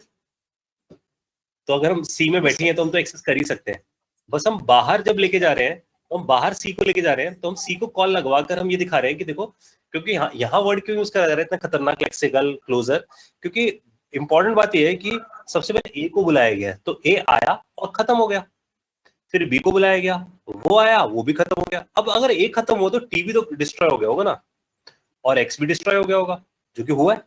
ऐसे जब बी आया तो वाई भी डिस्ट्रॉय हो गया होगा, जो कि हुआ है। लेकिन जब सी को हमने कॉल लगाया तो उसने बोला कि देखो मैं ना इन सब का स्कोप भी वापस ले आता हूँ, तो मैं लेक्सिकल स्कोप रख लेता हूँ, वेरिएबल तो डिस्ट्रॉय हो जाते हैं सारे के सारे, लेकिन स्कोप रिमेंबर रहता है। That's why I am emphasis on lexical scope this time, कि when you return it return itself plus it return their lexical scope, it not return these values. मतलब ये रीड ओनली टाइप्स बन जाता है कि सिर्फ दिख रहा है। तभी तो प्राइवेट वर्ड यूज कर रहा हूं मैं कि रीड ओनली टाइप बन जाता है, बाहर के लोग उसे एक्सेस नहीं कर पाते। तभी इंट्रो ये बात पूछता है क्या जावास्क्रिप्ट में प्राइवेट वेरिएबल होते हैं, तो आपने बोला नहीं होते, तो वो बोलेगा अच्छा नहीं होते तो इसका मतलब जावास्क्रिप्ट बेकार है, क्योंकि आप पब्लिक बना दोगे, सबको डिस्ट्रॉय कर दोगे। तो पूछेगा प्रिवेंशन मैकेनिज्म बताओ, हाउ यू कैन प्रिवेंट कि प्राइवेट जैसा बन जाए, पब्लिक जैसा कुछ ना बनाए डेवलपर। तो इसका मतलब प्राइवेट बनाने का मतलब क्या, मेरे फंक्शंस के अंदर अंदर तो चले, जैसे एबीसी के अंदर तो यूज हो, लेकिन उससे बाहर यूज ना हो, तो बोलूंगा क्लोजर इज एन आंसर। उसका आंसर कौन है, क्लोजर, ठीक है। फिर वो आपसे लिखवाएगा क्लोजर का सिंटैक्स, फिर आपसे पूछेगा कि भाई तुमने तो रिटर्न कर दिया सी, वाले वेरिएबल कहाँ रह गए, तो आप बताओगे वो लेक्सिकल स्कोप में रह गए, वो वहां तो डिस्ट्रॉय हो गए लेकिन उसका स्कोप रिमेंबर करके बैठ गया। Make sense guys? तो बहुत इंपॉर्टेंट कंसेप्ट है ये। तो मतलब इसका कुछ ना कुछ तो रिटर्न कराने पड़ेगा तभी जाके हम एक्सेस कर सकते हैं। हाँ तभी तो बाहर आएगा यार, एग्जैक्टली तभी तो बाहर आएगा वो निकल कर, वरना सब कुछ लोकली में डिस्ट्रॉय हो जाएगा ना, अंदर अंदर रह जाएगा। तो क्लोजर बना ही नहीं कभी। वेरिएबल डिस्ट्रॉय करने का मतलब है कि x की जो वैल्यू है 100 वो डिस्ट्रॉय हो गई, करेक्ट ना? वेरिएबल डिस्ट्रॉय करने का या मतलब ऐसा है वेरिएबल कि x मतलब x डिस्ट्रॉय हो गया। हाँ मतलब देखो डिस्ट्रॉय का मतलब ना कुछ इस तरीके से कि जब कोई फंक्शन चलता है तो स्टैक में जाके बैठता है, ठीक है, और जैसे फंक्शन खत्म होता है तो स्टैक में से पॉप हो जाता है। तो हम अगर हम अपने कोड के हिसाब से देखें, अगर हम यहाँ जाके देखें तो हमें दिखेगा ना कि हमने तो ए को बुलाया है, देखो इस जगह, तो इसका मतलब जब जिस मूवमेंट में मैंने ए को बुलाया होगा इस जगह, तो वो स्टैक में गया होगा विद 10 लेकर, तो 10 किसको मिल गया होगा, टी को, साथ में इसके पास एक्स रहा होगा, और उसके बाद ये डिस्ट्रॉय हो रहा है, देखो ये जा रहा है, लेकिन जाते जाते ये एक चीज कर गया, ये क्या कर गया था, रिटर्न बी। तो इसने बी को रिटर्न कर दिया, जब बी तो बाहर निकल आया, देखो ये तो स्टैक में गया, पुश हुआ कॉल होते ही, अब ये मेमोरी में से वैनिश होने वाला है, लेकिन वैनिश होने से ठीक पहले इसने क्या कर दिया, रिटर्न भी कर दिया। तो मेरे दिमाग में पिक्चर मैं बताता हूँ, मैंने क्या पिक्चर बना रखी है, तो आपको समझ आएगा, है बड़ी मजाक सी बात। जैसे सनी देओल की मूवी देखते थे ना, कि सनी देओल किसी विलन के अड्डे पे जाता था और वहां जाके बम लगा कर आता था, और पीछे से बम फूट रहा होता था, सनी देओल आगे से निकल रहा होता था, समझ लो ना। तो रिटर्न भी बिल्कुल वैसा ही है कि वो निकल रहा है, पीछे सब डिस्ट्रॉय हो रहा है, धड़ाधड़ धड़ाधड़, समझ रहे हो बात आप लोग। लेकिन वो क्या कर रहा है, वो सारी मेमोरीज लेकर गया है, उसके पास क्या है, सारी मेमोरीज है कि मैंने क्या किया था वहां जाकर धमाल, अब वो डिस्ट्रॉय हो चुका है। समझ में आ रही है सबको बातें? तो return B is like this, when you return it return itself plus it remember the memories. तो रिमेंबर द मेमोरीज का मतलब ये कि वो याद रखता है कि टी में क्या था और एक्स में क्या था। डाइजेस्ट है मेरी बात सबको? रश्मि समझ आई बातें कि टी और वैल्यू याद रख रहा है ना, x की वैल्यू याद रखता है, बी के लिए याद रखता है। अब जब बी चलता है तो इसका मतलब बी भी आगे चल के स्टैक में आता होगा, जब हम नीचे जाके बी को कॉल लगा रहे हैं तो बी भी स्टैक में आता होगा। तो जब बी स्टैक में आता होगा तो अपनी पुरानी मेमोरी तो लेकर आता होगा रिमेंबर करके, और साथ में इसके बाद जो नई मेमोरी होती थी वाई, वो भी लेकर आता है। अब जब हम इसको बोलते हैं तो यहां से भी समझ लो रिटर्न सी कर देते हैं, समझ लो। तो अब जब रिटर्न सी हो रहा है तो बिल्कुल वही सनी देओल वाला बात याद रखनी है कि ये बाहर निकला जब ये बाहर निकला तो पीछे की सारी मेमोरी खट खट खट खत्म, लेकिन जब ये बाहर निकला तो इसे क्या याद है, इसे याद है पुरानी मेमोरी भी x, y, t और अपनी नई मेमोरी z भी। इसलिए जब हम लिखते हैं x + y + z + t, ये सब कुछ याद करके आता है। And this term makes the thing called closure, ठीक है। और यहां से हम क्या कर देते हैं, पब्लिक वेरिएबल्स की प्रिवेंशन टेक्निक है, हमने प्रिवेंशन कर दी उसकी। सबको डाइजेस्ट है गाइस ये वाली बात। तो अगर आप इस बात को मॉड्यूल से इंटरलिंक करो तो देखो कितनी सही जगह फिट होती है ना। तो इसलिए इंट्रो एक झटके में आपसे मॉड्यूल पूछ लेता है।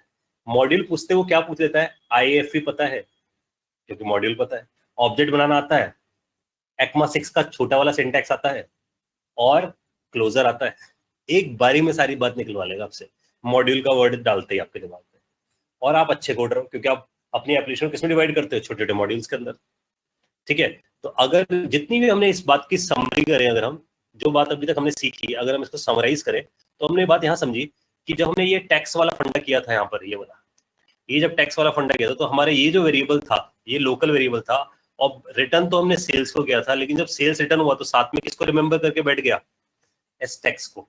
तो दिखने में सिर्फ हमें बाहर की दुनिया में क्या दिखा, हमें सेल्स नाम का ऑब्जेक्ट जी में जाता हुआ दिखा। तो जब हम लिखते हैं g.text तो हम टैक्स को तो एक्सेस कर लेते हैं, लेकिन टैक्स इंटरनली किसको एक्सेस करता है, सर्विस टैक्स को। And we are never able to access service tax, बाहर से हम कभी एक्सेस नहीं कर पाते, बिकॉज जो सर्विस टैक्स है वो किसकी मेमोरी में बैठा हुआ है, टैक्स की मेमोरी में, और वो उसका लेक्सिकल लेकर आया हुआ है। And that's a best example of module कि हमने मॉड्यूल कैसे बिल्ड कर दिया। और उसी का जो मैंने बड़ा आपको एग्जांपल दिखाया था ना, वो जो पब्लिक करके, वो और बेटर है। तो अगर आप ध्यान से देखो, जब मैंने ये पब्लिक करके दिखाया तो आपको बताया क्या मैं बाहर की दुनिया को दिखाना चाहता हूँ, और जो वेरिएबल जैसे कि नेम और डी इनको मैं दिखाने नहीं चाहता, तो ये सब क्या बन गए, ये क्लोजर का काम करने लग गए, ये सब प्राइवेट बन गए। इसका मतलब जब मैंने इन दोनों को बाहर निकाला, यूजर और एडमिन को, तो सिर्फ यूजर और एडमिन को ही पता था ये बात कि डी है हमारे पास, समझ लो, तभी वो डी को कॉल लगा पा रहे हैं। उसने पता था कि नेम है हमारे पास। सबको डाइजेस्ट है बातें। तो मॉड्यूल बनाने का मतलब ये है, कुछ चीजें प्राइवेट रखना, लोकल वेरिएबल रखना, कुछ चीजें बाहर निकाल देना, वो दैट इज बिकम पब्लिक। इसलिए यहाँ वर्ड लिखा है आपको पब्लिक। बोलो गाइस, यहाँ तक डाइजेस्ट है सबको बात, कोई डाउट अब?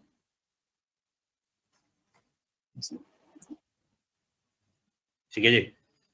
तो समझने जो कंसेप्ट है ना, ये नोड में एज इट इज रहेंगे यार, रिएक्ट में भी एज इट इज रहेंगे। इसलिए आपको कहीं ना कहीं धीरे धीरे समझ आएगा कि सारा खेल सिर्फ जावास्क्रिप्ट का है।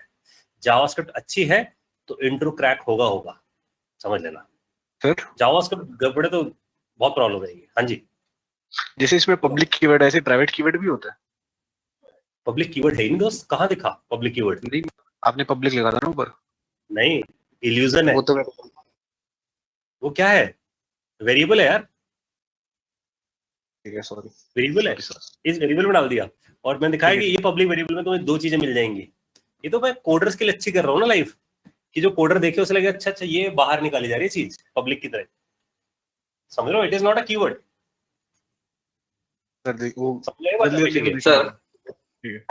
सर ऐसा कोई स्टैंडर्ड है क्या इसको कैपिटल लिखना है, जैसे हम लोग लिखते हैं कैमल केस में लिखते हैं फंक्शन, तो इस टाइप का जैसे रिटर्न कर रहे हैं तो उसको नहीं ऐसा तो मैंने कैपिटल में रिटर्न करना है। तो मैंने कैपिटल इससे लिखा था ताकि एम्फेसिस दे सकूं आप लोगों के साथ दिमाग में ना, आप लोगों के दिमाग में डालने के लिए मैंने कैपिटल वर्ड लिखा।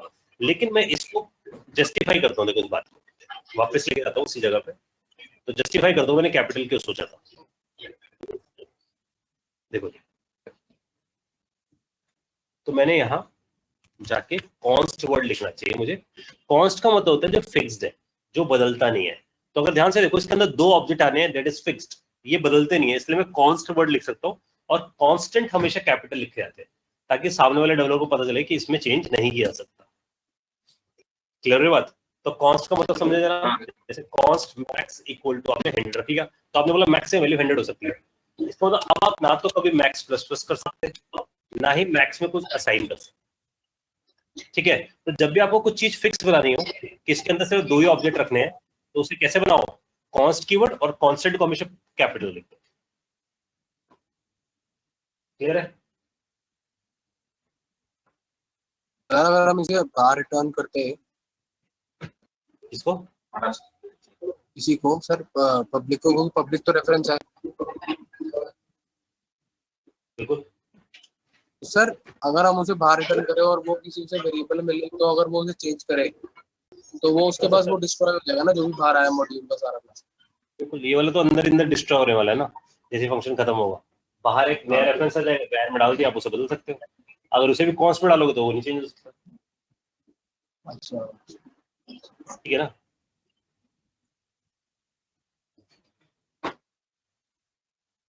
और कोई डाउट गाइस?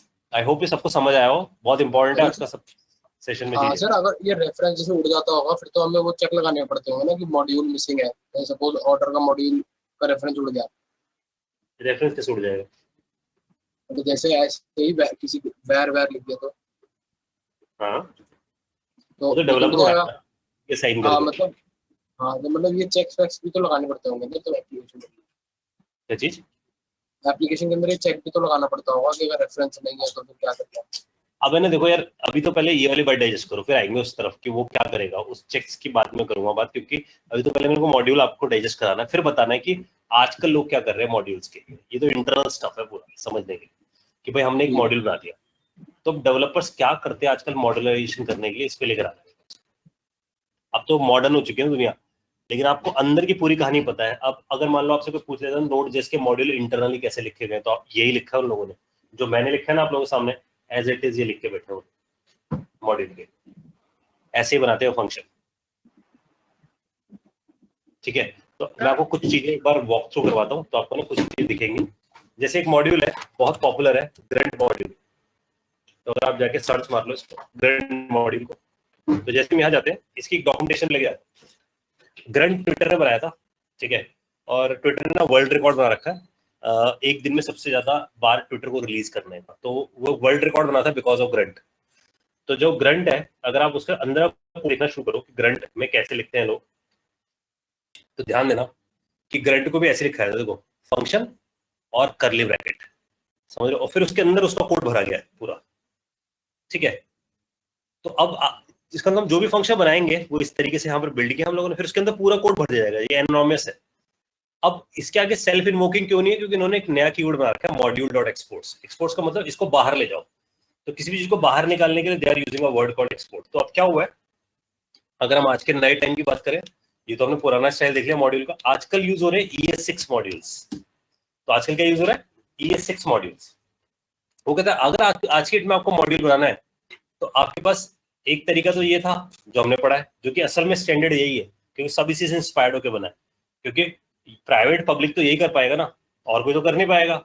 लेकिन अगर इस चीज को एक फाइल से दूसरी फाइल में एक्सेस करना है, ध्यान सुनना, इस कोड को एक फाइल से दूसरी फाइल में एक्सेस करना है, यानी कि जेएस से बात करने लग जाए, जेएस से बात करने लग जाए, इसलिए क्या यूज हो रहे हैं? ES6 मॉड्यूल यूज हो रहे हैं। ठीक है, क्या यूज हो रहा है? ES6 मॉड्यूल यूज हो रहा है। ES6 में क्या हुआ, इन्होंने नए कीवर्ड बनाए, इंपोर्ट और एक्सपोर्ट, जिसके थ्रू आप दो फाइलों के बीच में आपस में बात कर सकते हो। तो मैं थोड़ा सा हिंट दे रहा हूँ, क्योंकि बहुत आगे चल के हम पढ़ेंगे इस बात को। तो देखो मैं छोटा सा हिंट देता हूँ आप लोगों को इसके अंदर। तो ES6 मॉड्यूल ऐसे यूज होते हैं कुछ।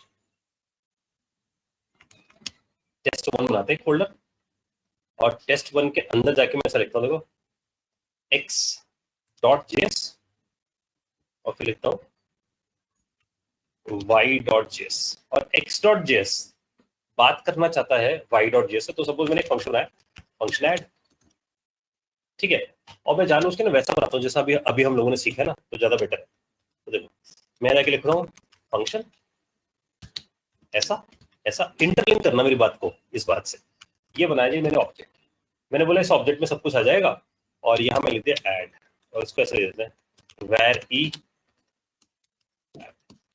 जैसा हमने किया, या और अच्छा कर लो वैल्यू से, ठीक है, और यहाँ लिख दो। तो सेम वही प्रोसेस मैंने यहाँ लिख दिया। अब मैं सपोज इसको बाहर निकालना चाहता हूँ, बाहर मतलब इसका स्कोप कहाँ तक है इस चीज का, अगर हम इस ओबीजे की बात करें तो ये ओबीजे कहाँ एक्सेसिबल है? सिर्फ x.js में। मैं इसे बाहर निकालना चाहता हूँ, तो बाहर निकालने के लिए they have created something called export.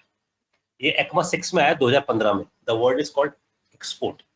मैंने इसे एक्सपोर्ट मार दिया। एक्सपोर्ट मारने से क्या होता है, अब मैं दूसरी फाइल में जाकर इसे इंपोर्ट कर सकता हूँ। तो मैं लिखता हूँ इम्पोर्ट, और इम्पोर्ट किसको करना है, ओबीजे को, तो मैं लिखा इम्पोर्ट ओबीजे फ्रॉम, और कहाँ से आता है, तो मैं जाके बोलता हूँ ./x.js में से, तो मैंने किसको इम्पोर्ट कर डाला, ओबीजे को। तो आप ध्यान देना, हमने बस एक नया कीवर्ड सीखा ECMAScripts में जाके एक्सपोर्ट, और इसके थ्रू आप एक जेएस की दूसरी जेएस से बात करा सकते हो। ये पहले पॉसिबल नहीं था, अब पॉसिबल है। तो अगर आपसे कोई पूछ रहा है आपने जो मॉड्यूल सीखे अभी थोड़ी देर पहले, और आपसे कोई पूछता है ES6 मॉड्यूल क्या है, तो आपको बोलना है ES6 मॉड्यूल के थ्रू आप दो जेएस की आपस में बात करा सकते हो, और उसके लिए कौन से कीवर्ड बनाए गए हैं, इम्पोर्ट और एक्सपोर्ट। ठीक है, तो एक्सपोर्ट से हमने उसे बाहर निकाल दिया, इम्पोर्ट से उसे यूज कर लिया। अगर आप में से कोई बंदा जावा से आया हो तो उसे इम्पोर्ट पता है ऑलरेडी, उसके लिए बस एक्सपोर्ट वर्ड नहीं आया कि भाई बाहर निकालने के लिए एक्सपोर्ट है। ठीक है, किसी चीज को उस फाइल से पब्लिक कराना है, पब्लिक देखो है तो पब्लिक उस फाइल के लिए, लेकिन उस फाइल से बाहर निकालना है तो एक्सपोर्ट वर्ड है। ठीक है, जो लोग सी से आया तो हैश इंक्लूड था वहां पर, तो हैश इंक्लूड की जगह यहाँ पर कौन सा वर्ड है, इम्पोर्ट, तो हमने इम्पोर्ट कर लिया ऐसे। अब जब आप इम्पोर्ट कर लेते हो तो आप यहाँ जाके बोल दो obj.add, यहाँ से इन्वोक कर दो उसे, तो जो आपने ऐड बनाया है उसको बाहर ले आओ। तो यहाँ एक काम कर लो यार, ये फंक्शन जब कॉल होता है तो उसे बोल दो ये रिटर्न क्या कर दे, ये रिटर्न कर दे यूजर। तो यहाँ से मैंने क्या रिटर्न किया, यूजर, यूजर रिटर्न हुआ, किस में चला गया, ओबीजे में। जब ओबीजे में गया तो अब आप यहाँ उसे निकाल लोगे, तो obj.add करके हमने उसे निकाल लिया यहाँ पर। ठीक है जी, यहाँ तक सबको बात डाइजेस्ट है मेरी। तो ये फीचर आया एक्सपोर्ट और इम्पोर्ट का, लेकिन ये फीचर अगर आप इसे चलाने बैठोगे तो चलेगा नहीं ये फीचर, क्योंकि जावास्क्रिप्ट ने सिर्फ इसका कीवर्ड बनाया, ध्यान सुनना, इसका कीवर्ड बनाया, काम नहीं किया इसके ऊपर कुछ भी। यानी कि इंपोर्ट सिर्फ कीवर्ड है, अंदर जाके कुछ काम नहीं करता है। तो इसका मतलब अगर आप जाके सोचो कि मैं इसको चलाने बैठ जाऊं, और मान लो मैं नोड में चलाने बैठ जाऊं, क्योंकि नोड में भी तो V8 इंजन है ना, तो अगर मैं नोड में चलाने बैठ, नोड में जाके लिख दूं कि नोड y.js को चला दे भाई, तो चलेगा नहीं, कह रहे ना मॉड्यूल नॉट फाउंड। इसके पीछे एक बहुत बड़ी वजह है, इसके पीछे वजह यह है कि इन्होंने सिर्फ कीवर्ड बनाए, इंपोर्ट नाम का और एक्सपोर्ट नाम का, ये कीवर्ड बना के छोड़े गए बस। उन्होंने बोला ये काम कैसे करेंगे, ये नहीं बनाया। क्यों नहीं बनाया, क्योंकि मार्केट में ना बहुत सारी जेएस बनी हुई है इस काम के लिए। कॉमन जेएस है ये काम करने के लिए, रिक्वायर जेएस है ये काम करने के लिए, सिस्टम जेएस है काम करने के लिए। तो जावास्क्रिप्ट उन्होंने बोला जब इतनी सारी जेएस मार्केट में पड़ी है तो हम क्यों लिखें, हम सिर्फ कीवर्ड बना के छोड़ देते हैं। और ये कीवर्ड बना के इन्होंने इसे स्टैंडर्ड बना दिया इस कीवर्ड को, और बोला जितनी भी लाइब्रेरीज हैं ये स्टैंडर्ड को फॉलो करें। आप सबको मेरी बात समझ आ रही है? तो एक जेएस दूसरी जेएस से बात तो कर सकते हैं, लेकिन आपको क्या लगाना पड़ेगी, लाइब्रेरी लगानी पड़ेगी इसके। तो जब हम नोड जेएस में जाते हैं तो नोड जेएस के पास एक लाइब्रेरी, इसका नाम है कॉमन जेएस, लेकिन नोड जेएस इस इंपोर्ट और एक्सपोर्ट नाम के कीवर्ड की जगह कुछ और कीवर्ड यूज करता है। इसका मतलब नोड जेएस स्टैंडर्ड कीवर्ड पे काम नहीं करता। हाँ जी, समझ में आई सबको मेरी बातें? हाँ तेज बोले, आवाज बहुत धीरे बोल रहा है। मैं कह रहा हूँ थोड़ा सा डाइजेस्ट नहीं हो रहा है। देख भाई, ये कुछ ऐसा थॉट प्रोसेस है, उन लोगों ने आगे के लिए सोचा कि सोच अगर तू एक बड़े प्रोजेक्ट में काम करेगा तो क्या तू पूरा का पूरा कोड एक a.js में लिख के छोड़ देगा, या ये सोचेगा कि एक a.js बनाया जाए, एक b.js बनाया जाए, एक c.js बनाया जाए, एक d.js बनाया जाए, यानी वो कोड को ब्रेक करा जाए अलग अलग जेएस में। कौन सी स्ट्रेटेजी फॉलो करोगे गाइस? क्या कोड को ब्रेक कर करके अलग अलग फाइलों में लिखना पसंद करोगे, या सारा कोड एक ही फाइल में लिखोगे? हाँ, अलग अलग। अलग अलग क्यों अलग अलग? क्योंकि सर वही सर जो आपने बताया था SRP सीधा है ना, मेंटेनेंस आसान है भाई। अगर एक ही में लिख दूंगा, मान लो एक ही a.js बनाऊं, उसमें 50,000 लाइनें लिख दूं, खुद ही समझ आना बंद हो जाएगा हम लोगों को। तो ऑब्वियस ही बात है, मैं क्या करूंगा, उसको अलग अलग फाइलों में लिखूंगा ताकि आपस में इनकी रीडेबिलिटी बनी रहे। तो इसका मतलब मेंटेनेंस आसान हो, रीडेबिलिटी आसान हो, हम पढ़ते हैं ना ये सारी बातें। तो लेकिन अब सवाल ये उठते नहीं आपस में कैसे बात करेंगे यार ये फाइलें। तो अगर इसको कोई फंक्शन इसको देना होगा तो ये एक्सपोर्ट लगा देगा उसके आगे, इसको चाहिए होगा तो इंपोर्ट लगा देगा उसके आगे। यहाँ तक सबको डाइजेस्ट होती बात। तो अगर इसको चाहिए होगा तो इंपोर्ट लगा लेगा, उसको बाहर देना होगा तो एक्सपोर्ट लगा देगा। और देखो ना कितना सही वर्ड है यार, इंपोर्ट एक्सपोर्ट। सुने ना तुम लोगों ने, लोग काम करते नहीं, इंपोर्ट एक्सपोर्ट का बिजनेस है जी अपना। तो इसका मतलब क्या होता है कि एक्सपोर्ट करते हैं जी हम, तो इसका मतलब क्या है, बाहर भेजते हैं सामान। इंपोर्ट करते हैं तो इसका मतलब क्या है, कहीं से सामान लेते हैं हम लोग। तो सेम काम हम ऐसा कर रहे हैं। अब उसने बोला, ध्यान सुनो मेरी बात को, वो कहता है एक्सपोर्ट और इंपोर्ट है तो ऐसा सोचते हैं कि मान लो यूएसए से इंडिया में एक्सपोर्ट इंपोर्ट होना है, तो मान लो एक बंदा यूएसए में बैठा है, एक बंदा इंडिया में बैठा है, इन्हें इंपोर्ट एक्सपोर्ट करना है आपस में, तो एक थॉट तो ये है कि यार ये दोनों जब इंपोर्ट एक्सपोर्ट करें तो ये खुद अपनी कोरियर सर्विस खुद की बनाए, खुद की कोरियर सर्विस बनाए कि भाई हम अपने अपने एम्प्लॉय डालेंगे यहाँ पर और ये आपस में इधर से उधर डेटा भेजेंगे, या इन्हें पता हो कि यार कोरियर सर्विस तो दुनिया बना के बैठी है पहले से, हम उस कोरियर सर्विस को यूज कर लेते हैं। तो यही बात मैं बोल रहा हूँ, common JS, required JS, system JS, ये सब पहले से बने बनाए हैं ऑलरेडी। इसका मतलब ये ऑलरेडी एक जेएस की दूसरी जेएस से बात करवाना जानते हैं। तो जावास्क्रिप्ट ने डिसीजन लिया कि यार मैं सिर्फ इंपोर्ट और एक्सपोर्ट कीवर्ड बना के छोड़ दूंगा, आप लाइब्रेरी लगाओ and then you can use import export. तो I will not create import export का कोरियर सिस्टम, मैं नहीं बनाऊंगा उसके अंदर का सिस्टम जो आपस में कैसे काम करेंगे, बस मैं कीवर्ड बना के एज ए स्टैंडर्ड छोड़ देता हूँ। अच्छा, मतलब हमें ये डालने के लिए ये सब लाइब्रेरीज इंस्टॉल करनी पड़ती है अपने सिस्टम में। हम आगे से ये देखने वाले हैं ना इन लाइब्रेरीज को कैसे यूज करने वाले हैं, ठीक है। अब जैसे क्षितिज का क्वेश्चन आया कि with import files act as a private, Kshitij ये ऐसा होना चाहिए, इस क्वेश्चन को मैं ऐसे मोल्ड करता हूँ कि यार अगर मैं x.js में बैठ के एक्सपोर्ट लिख रहा हूँ तो मैंने ऑब्जेक्ट को एक्सपोर्ट किया है, तो इसका मतलब ये जो ऑब्जेक्ट है ये तो बाहर चला गया, लेकिन सपोज अगर मेरे पास यहाँ एक फंक्शन होता शो और मैं इसके आगे एक्सपोर्ट नहीं लगाता इस फंक्शन के आगे, तो समझना ये कि ये फंक्शन प्राइवेट हो गया इस क्लास की, इस फाइल के लिए, सिर्फ इस फाइल से बाहर नहीं जाएगा ये फंक्शन, ठीक है ना।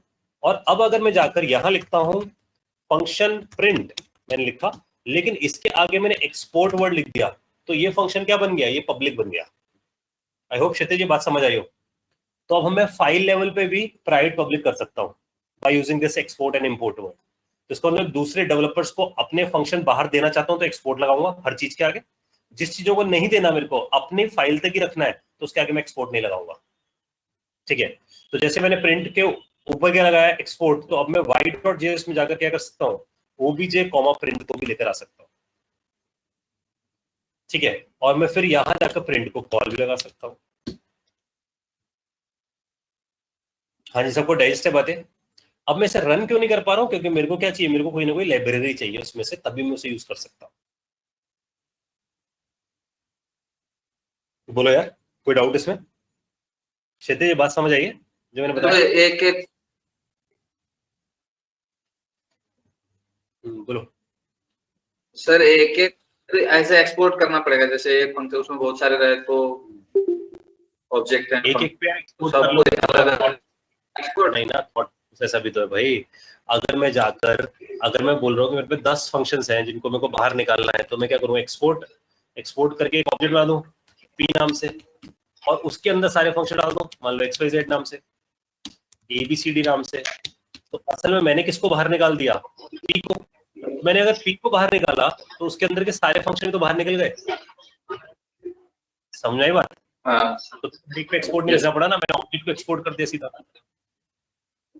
सर, तो अभी जैसे ये चल रहा है कि अभी हम x को मतलब x के सारे फीचर को y में इंपोर्ट कर लिए, ठीक। अब y को जाके किसी HTML के हेड में जाके अटैचमेंट उसको वहां से लिंक कर दिए उस पेज के साथ, तो अभी x की चीजें वर्क नहीं करेगी क्योंकि ये लोग सिर्फ स्टैंडर्ड बना दिए इंपोर्ट एक्सपोर्ट। हाँ, अभी क्या है समझ, अभी जो मैं बात बोल रहा हूँ यहाँ पर, मैं बोल रहा हूँ यहाँ पर पी को लेकर तो आ गया हूँ, लेकिन जब मैं इसे चलाने की कोशिश कर रहा हूँ तो मेरे पास कोई लाइब्रेरी नहीं है ना जावास्क्रिप्ट के पास ऐसी। जावास्क्रिप्ट कह रहा है मेरे पास ऐसी कोई लाइब्रेरी नहीं है, क्योंकि दुनिया में इतनी सारी लाइब्रेरी पड़ी है, आप उन्हें यूज करो, वो ये बोल रहा है। तो उसने क्या बोला, उसने बोला मैंने ना मॉड्यूल के कीवर्ड बना के छोड़ दिए हैं, मॉड्यूल का सिस्टम नहीं बनाया है। तो इसका मतलब जावास्क्रिप्ट के पास क्या मिसिंग है, अपना मॉड्यूल लोडर मिसिंग है उसके पास, वो कहता है एक्सटर्नल यूज करो, ठीक है। तो वो लोग क्या कह रहा है, तो वो लोग क्या लिख दिए होंगे, वैसे ही कुछ जावास्क्रिप्ट ही तो लिखे होंगे उसको इंपोर्ट करने के लिए, उसके अंदर जैसे लाइब्रेरी common.js बताया। देखो होता क्या है, जितने भी ये बड़े वेंडर्स होते हैं ना, जैसे जावास्क्रिप्ट जैसे, बहुत स्मार्ट है लोग, इन्हें पता है कि क्या हो रहा है दुनिया में। तो इसका मतलब इन लोगों ने बात समझ ली थी कि सिस्टम जेएस लोगों ने बनाई है as a module loader, module को लोड करने के लिए, यानी कि इंपोर्ट एक्सपोर्ट वाला काम करने के लिए। कॉमन जेएस भी बनाई किसी ने, है ना, ऐसे रिक्वायर्ड जेएस भी लिखी किसी ने, ऐसे करके बहुत सारी जेएस बनाई गई, लिस्ट ऑफ जेएस है।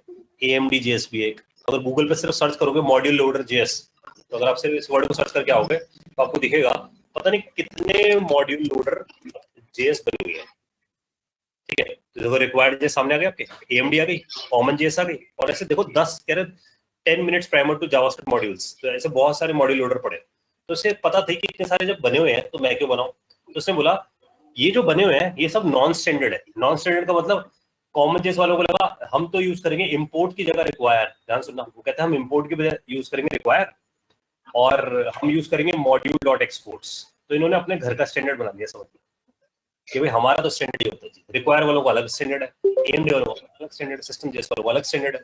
तो जावास्क्रिप्ट वालों ने डिसीजन लिया कि हम अपना एक स्टैंडर्ड खड़ा करते हैं, इंपोर्ट और एक्सपोर्ट, बस, और रेगुलेट करते हैं सबको, इन सबको बोलते हैं कि तुम सब यही स्टैंडर्ड फॉलो करना शुरू करो। तो सबके सब अंदर जो मर्जी काम करो, लेकिन फॉलो किसे करो, इंपोर्ट और एक्सपोर्ट। तो अगर हम इंपोर्ट और एक्सपोर्ट को चलाना चाहते हैं तो हमें इनमें से एक लाइब्रेरी अपने प्रोजेक्ट में लगानी पड़ेगी, तभी हम ये चला। समझ में आ रही है मेरी बात? तो import export is a standard and those standard are followed by these libraries. इन लाइब्रेरीज को स्टैंडर्ड फॉलो करना पड़ रहा है, ठीक है? कुछ कर रही है अभी, कुछ नहीं कर रही है, इन्हें फॉलो, ठीक है? तो सर इंटरफेस वाला फंडा है, क्या चीज? जैसे जावा में इंटरफेस वाला फंडा बनाना छोड़ दिया, अपना बनाते हो, बस वही स्टैंडर्डाइजेशन, ठीक है? अब एक क्वेश्चन में ले रहा हूँ फटाफट। क्षितिज का क्वेश्चन है। क्षितिज ने पूछा है कि sir in a project why would there be need to keep something private from colleagues. अच्छा, वो बोल रहे हैं कि यार जो मेरे कोलीग्स हैं उनके लिए सब पब्लिक रख दो ना उठाकर। क्षितिज प्रॉब्लम क्या होती है यार, जो कंपनी में डेवलपमेंट हो रही होती है ना, वैसे हो रही होती है कि कुछ टीम यूएस पे बैठी है, कुछ टीम यूनाइटेड किंगडम बैठी है, कुछ टीम इंडिया में बैठी है, और कभी बार ऐसे चांसेस होते हैं कि कुछ चीजें मैं भी वही बना देता हूँ, बैठा हुआ इंडिया में बैठा हुआ डेवलपर, और कुछ फंक्शंस यूएस में बैठा हुआ डेवलपर भी सेम बना देता है। अब जब इसकी इंटीग्रेशन होती है तो दोनों फंक्शंस के नाम सेम होते हैं और वो ग्लोबल होते हैं। वेरिएबल से माइट भी ग्लोबल हो जाते हैं, सब पब्लिक हो गया तो उसका मतलब क्या होगा, कॉन्फ्लिक्शन हो जाएगी। तो सोचो जरा, अब मान लो आप भी प्रोजेक्ट पे काम कर रहे हो, मैं भी प्रोजेक्ट पे काम कर रहा हूँ, मैंने जाकर एक वेरिएबल बनाया सपोज इस नाम से, वेर आईडी के नाम से, और उसमें अपना आईडी स्पेसिफाई कर दिया, और सपोज ये मैंने इसलिए बनाया था कि कस्टमर का आईडी स्टोर करूंगा। आपको भी लगा कि यार मेरे को भी आईडी की जरूरत पड़ती है, तो आपने जाकर क्या किया, आपने जाकर भी एक वेरिएबल बनाया वेर आईडी, लेकिन ये आईडी था प्रोडक्ट का आईडी, और इसमें प्रोडक्ट का नंबर रखा होता था सपोज। अब प्रॉब्लम क्या होगी, जब आपने अपनी जेएस में ऐसा किया, मैंने अपनी जेएस में ऐसा किया, जब ये दोनों इंटीग्रेट होकर चलेंगे तो जिसकी जेएस बाद में लोड होगी ना, वो जेएस ओवरराइड कर देगी। मान लो आपकी जेएस पहले चली, मेरी जेएस बाद में चली, तो मेरी वाली जेएस आपके वाले आईडी को ओवरराइड कर देगी, क्योंकि दोनों ग्लोबल वेरिएबल है, क्योंकि दोनों किसके स्कोप में बैठे हैं, विंडो के स्कोप में। इसलिए डेवलपर्स क्या करते हैं, वो चीजों को छुपाए थे। तो मैं क्या करूंगा, इसे छुपाने के लिए इसे फंक्शन के स्कोप में डाल दूंगा या ऑब्जेक्ट के स्कोप में डाल दूंगा। ऐसे इसको भी या तो फंक्शन के स्कोप में डालूंगा या ऑब्जेक्ट के स्कोप में डालूंगा। तो एटलीस्ट क्या होगा, ड्यूरिंग इंटीग्रेशन कॉन्फ्लिक्शंस नहीं होगी। दूसरी बात यह है कि मैं एक एब्स्ट्रैक्शन लेयर भी खींचना चाहता हूं। तो एक रीजन तो हो गया, हम कॉन्फ्लिक्शंस नहीं करना चाहते कि हमारा कोड किसी और दूसरे डेवलपर के साथ कॉन्फ्लिक्ट ना हो जाए। दूसरा रीजन जो हमारे पास है ना इसके लिए, कि हम कॉन्फ्लिक्शन के साथ साथ एक चीज और चाहते हैं, हम एक एब्स्ट्रैक्शन लेयर खींचना चाहते हैं कि जो असेंशियल है मेरे डेवलपर को, मैं वही चीजें उसे दिखाऊं। जो नॉट एसेंशियल है, जो उसके किसी काम का ही नहीं है, क्योंकि वो जब वो किसी और की क्लास को यूज करेगा तो वो इंटरेस्टेड होगा उसके मेथड्स में, तो मैं अपने मेथड एक्सपोज कर दूं, लेकिन अपने वेरिएबल एक्सपोज ना करूं उसे, ताकि वो मेरे वेरिएबल में कुछ अनवांटेड वैल्यू डाल के कुछ गड़बड़ ना कर दे, इंटेंशनली या नॉन इंटेंशनली। समझ आ रही बात?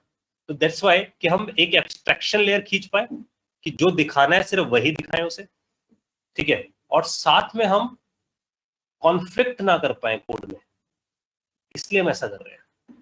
इन दो वजहों की वजह से हमने प्राइवेट पे ध्यान देना शुरू किया, ठीक है गाइस? सो गाइस, आज हम लोगों ने काफी सारी चीजें देख ली हैं, बहुत सारी चीजें दिमाग में डाली हैं, इसको एक बार डाइजेस्ट। एक चीज पूछ रहा था, लास्ट टाइम मैंने एक्सपोर्ट इंपोर्ट जब किया था, मतलब इंटर्नशिप करी थी जावास्क्रिप्ट पे, तो उन्होंने एक्सपोर्ट इंपोर्ट के लिए एक सर्वर बना के किया था, लोकल होस्ट। उन्होंने कोई ऐसी फाइल्स यूज नहीं की थी, मतलब लाइब्रेरी। किस टेक्नोलॉजी में क्या था इंपोर्ट एक्सपोर्ट? जावास्क्रिप्ट नहीं किया था सर। नहीं, जावास्क्रिप्ट प्योर नहीं यूज हो रही होगी, कुछ और यूज होगा। दिमाग लगाओ, उस प्रोजेक्ट के अंदर बहुत सारी फाइलें होंगी, नोड मॉड्यूल्स नाम का फोल्डर था उसके अंदर। नहीं सर, मतलब नॉर्मल मैंने बना के दिया था एक्सपोर्ट इंपोर्ट, मेरा भी यही प्रॉब्लम आ रही थी। वो तो आएगी। उन्होंने लोकल होस्ट पे कुछ सर्वर बना के किया था, उन्होंने कोई लाइब्रेरी नहीं यूज की थी। लाइब्रेरी यूज करी होगी यार, ऐसा हो ही नहीं सकता, लाइब्रेरी काम नहीं करेगा। मैं क्लियर कट समझा रहा हूँ, क्योंकि मैंने तो बहुत सारे सिस्टम देखे हैं, तो इंपोर्ट एक्सपोर्ट सिर्फ कीवर्ड है यहाँ पर, तभी ये वाला वर्ड आता है, मॉड्यूल नॉट फाउंड। मॉड्यूल नहीं मिलते उससे, मॉड्यूल नॉट फाउंड। हाँ यस। तो क्योंकि उसके पास है ही नहीं मॉड्यूल लोडर, नहीं तो लोड कैसे करेगा मॉड्यूल को, समझ रहे हो मेरी बात। तो अब मैं इसको दूसरा पर्सपेक्टिव लेके आता हूँ। देखो मैं क्लियर करता हूँ आप लोगों को, मैं दूसरा पर्सपेक्टिव लेके जाता हूँ। आप सबने शायद मेरी वाली वीडियो देखी हो यूट्यूब पे जो आई हुई है, देखिए आप सब लोगों ने डीनो नाम से जो वीडियो आई हुई है, जिसे नहीं देखी हो जरूर देखना इसको, ठीक है। तो ब्रेन मेंटर्स के चैनल पे ये वीडियो, इससे आपको बहुत सारी चीजें पता चलेंगी। असल में क्या है कि जो नोड जो हम पढ़ रहे हैं, नोड का ही एब्रीवेशन या बोलूं मैं एनाग्राम जो है वो डीनो है। तो अगर आप इसको रिवर्स करोगे नोड को तो क्या बनेगा, डीनो बनेगा। तो डीनो अभी अभी मार्केट में इन हुआ है, ठीक है। तो वो कुछ चीजें क्लेम कर रहा है, जैसे कि उसने एक सबसे बड़ा क्लेम किया है कि ECMA 6 के जो मॉड्यूल्स हैं जो हम यूज कर रहे हैं वो उसके अंदर स्टैंडर्ड है, यानी कि उसे सपोर्ट करता है। तो ध्यान देना, जो अभी हमने कोड चलाने की कोशिश करी थी नोड में, उसने एरर दे दिया था क्योंकि वो इंपोर्ट एक्सपोर्ट को नहीं समझता। इसका मतलब नोड इंपोर्ट एक्सपोर्ट नहीं समझता, यानी कि वो मॉड्यूल से समझता, लेकिन डीनो समझता है, ठीक है। तो अगर यही कोड, ध्यान देना, अगर मैं यही कोड डीनो पे चलाता हूँ तो मैं लिखता हूँ डीनो, क्योंकि मेरी मशीन में डीनो इंस्टॉल्ड है, डीनो रन, और फिर यहां जाकर मैं बोलता हूँ कि भाई डीनो रन हो और किसको चला दे, y.js को चला दे। तो जैसे ही मैं y.js में रखी कहाँ, पहले ये भी देखिए, टेस्ट के अंदर है, ठीक है जी। तो मैं टेस्ट में चल जाता हूँ इसके अंदर भी, तो यहाँ जाता हूँ सीरी test1, क्योंकि डीनो के पास इसका सपोर्ट है तो वो चला देगा। देखना, अभी पहले नोड से भी चला के दिखाया था कि आपको क्लियर है कि नोड से क्या आ रहा है। तो नोड से मैंने चलाया नोड y.js, उसने मॉड्यूल नहीं मिल रहा उसे, और उसने साफ बोल दिया, देखो कहता है मैं इंपोर्ट नहीं समझ सकता, can not use import statement outside module, ठीक है। अब हमें समझ आ गया कि ये इंपोर्ट नहीं समझता, ठीक है। अब यही काम हम डीनो पे करते हैं, तो यहाँ लिखते हैं डीनो रन और यहाँ लिखते हैं y.js। कुछ एक बग आ रहा है, एक मिनट, क्या बोल रहा है, एक मिनट देखिए। एक्सपेक्टेड कॉमा कहाँ पर बोल रहा है, x.js में कहीं कॉमा रह गया, इसका मतलब देखो उसने पढ़ लिया, और यहाँ तो कॉमा लगाया है मैंने, यहाँ भी लगाया है, इस पे जाके सेमीकोलन, अच्छा यहाँ ही गड़बड़ रह गई। एक्सपोर्ट कॉन्स्ट पी कर देता हूँ मैं से, ठीक है, और इसकी जगह कोई सेमीकोलन की जरूरत नहीं है। तो वो चल गया, इसने बता दिया, ये एरर देके उसने इस बता भी दिया कि चल रहा हूँ मैं। और यहाँ पर एक गड़बड़ हो रही है, obj.add पे आ रही है मेरे पास, तो ठीक है, ये कहाँ आ रही है एक बार देखें, y.js में आ रही है, लाइन नंबर 2 पे। इसका मतलब क्या है, मैंने यहाँ लिखा obj.add, और हमारे पास, अच्छा ठीक है, या मैंने रिटर्न क्या किया है, ये ठीक है, ये तो ठीक लग रहा है मेरे को, मैंने यूजर को रिटर्न किया है, और यहाँ पर ऐड है, यहाँ ऐड तो है, इसको एक बार चेक कर लेते हैं। ये ऐड को डिनाई कर रहा है कि ऐड नहीं है, तो मैं क्या करता हूँ, मैं सबसे पहले console.log obj डाल देता हूँ। मैं obj को प्रिंट करके देख लेता हूँ ये obj मेरे पास क्या आ रहा है, ठीक है। तो ये फंक्शन आ रहा है यार obj, तो आई थिंक obj फंक्शन आ रहा है, हाँ वो समझ में आ गई बात, क्यों, क्योंकि इसे हमने कॉल नहीं लगाया यहाँ पर, तो इसे कॉल लगा दो, ये कॉल लगा दी, वही वाली गलती जो वहां पर हो गई थी, तो मैंने इसे कॉल लगा दिया, तो ये ऑब्जेक्ट दे देगा, तो ऐड आ जाएगा, तो मैं यहाँ सीधा कॉल लगा सकता हूँ। तो आपको मैं इनडायरेक्टली क्या समझाना चाहता हूँ, मैं समझा देना चाहता हूँ कि डीनो के पास सपोर्ट है किसका, ES6 मॉड्यूल्स का। नोड के पास सपोर्ट नहीं है क्योंकि वो यूज करता है कॉमन जेस, इससे कोई फर्क नहीं पड़ता, इससे मत समझना कि डीनो बहुत ऊपर हो गया नोड नीचे हो गया, डजंट मैटर। दोनों के पास अपने अपने मॉड्यूल सिस्टम है, एक ES6 के मॉड्यूल को यूज करता है, एक कॉमन जेस के मॉड्यूल को यूज करता है, फर्क ही ऐसे। तो डीनो रन और फिर what is the name, y.js, तो देखो ये ऐड चल गया। तो आप सबको मेरे हिसाब से जो मैं बात कन्वे करना चाहता हूँ वो क्लियर हो कि इंपोर्ट और एक्सपोर्ट काम कब करता है, जिनके पास इसका मॉड्यूल सिस्टम है। डीनो के पास इसका मॉड्यूल सिस्टम है, that's why it is working. Node के पास इसका मॉड्यूल सिस्टम नहीं है, उसके पास रिक्वायर वाला सिस्टम है, तो इसलिए वो दूसरे मॉड्यूल सिस्टम के साथ काम करता है। तो मैं इनडायरेक्टली देखो वापस घुमा के लेकर आता हूँ कि हम कहाँ से बात शुरू करी हम लोगों ने। We talk about something called modules, तो हमें मॉड्यूल्स बनाने आ गए। अब हमने इसके एक लेवल और आगे गए, हमने बोला कि क्या दो फाइलों के बीच में बात कर सकते हैं, तो हमें समझ आया कि जावास्क्रिप्ट वालों ने इंपोर्ट और एक्सपोर्ट नाम का कीवर्ड बनाया, वो भी दिखा हमें कि इंपोर्ट कीवर्ड भी और एक्सपोर्ट कीवर्ड भी है, बट इंपोर्ट एक्सपोर्ट काम नहीं करता। क्यों नहीं काम करता, क्योंकि उसके पास मॉड्यूल सिस्टम नहीं है अपना। तो मॉड्यूल सिस्टम के लिए क्या चाहिए, लाइब्रेरी चाहिए। तो हम नोड पे गए, नोड ने कहा मेरे पास जो मॉड्यूल सिस्टम है वो कॉमन जेस का मॉड्यूल सिस्टम है, कॉमन जेस का जो मॉड्यूल सिस्टम है वो रिक्वायर के साथ काम करता है, उसको स्पेशल कीवर्ड चाहिए रिक्वायर, उसके साथ इंपोर्ट एक्सपोर्ट काम नहीं करता है। लेकिन डिनो कहता है कि मैं इंपोर्ट एक्सपोर्ट को समझता हूं, तो हमारा इंपोर्ट एक्सपोर्ट डिनो में जाके काम करने लग गया। I hope guys it make sense कि कैसे काम कर रहा है सब कुछ। कोई डाउट इसके अंदर? ये जो हमने मॉड्यूल्स बनाया है इसका बेसिकली फोकस यही है कि हम अपने डेटा मेंबर्स को प्राइवेट रखें और मेंबर फंक्शंस के थ्रू एक्सेस कर सकें, पब्लिक कर दें। और दूसरा जो इंपॉर्टेंट फीचर है कि हम अपने कोड की रीडेबिलिटी बढ़ा पाए, ताकि हम अपने कोड को मॉडलाइज कर सके, छोटे छोटे हिस्सों में डिवाइड करके काम कर सके। क्योंकि अभी तक हम सब कुछ एक फाइल में लिख रहे हैं, हमारी फाइलें आपस में बात नहीं कर रही हैं जीएस की, तो हम चाहते हैं कि हमारी जीएस की फाइल्स आपस में टॉक कर सके। तो इसका मतलब हम बड़े प्रोजेक्ट को किसमें डिवाइड कर दें, छोटी छोटी फाइल्स के अंदर, और फिर उन फाइल्स के बीच में एब्स्ट्रैक्शन मेंटेन कर दें कि कौन सी फाइल में कौन सी चीजें पब्लिक होंगी, कौन सी चीजें प्राइवेट होंगी। Make sense? तो ऐसा हो रहा है, इसलिए मॉड्यूल सिस्टम बिल्ड करे जा रहे हैं।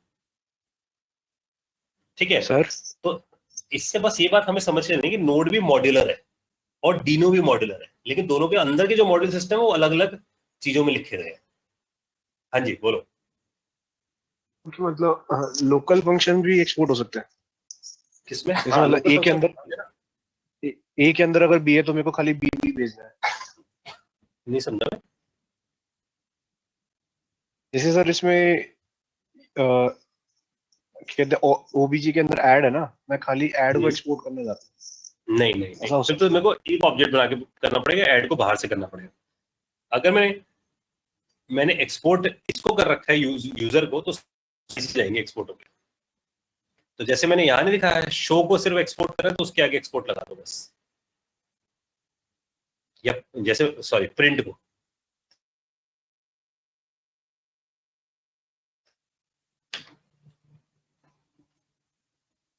क्लियर बात है? तो बहुत आसान है ना, जो चीज बाहर निकालनी उसके आगे एक्सपोर्ट, जिसको नहीं निकालना उसके आगे मत लिखो, वो प्राइवेट रह जाएगा उसके लिए। एक सर जो फाइल लेवल पे होंगे सिर्फ वही एक्सपोर्ट होंगे। हाँ, जो फाइल लेवल पे मतलब उस फाइल से बाहर लेके जा रहे हैं। मतलब जैसे अभी वैर यूजर अंदर है ना, वो इंसर्ट हो गया ना, वो रिटर्न है, क्या वो चीज? नहीं मतलब जो क्या वैर चीज? यूजर है 10th लाइन पे। हाँ लेकिन वो रिटर्न हुआ है ना, रिटर्न होके ओबीजे में गया है, तो ओबीजे का सर यूजर लेकिन वो रिटर्न नहीं होता, तो अगर हम सीधा इसके अंदर एक्सपोर्ट लिखते तो वो एरर होता ना। हाँ वो ब्लैंक ऑब्जेक्ट था असल में, मुझे है ना, अनडिफाइंड रहता वो ऑब्जेक्ट।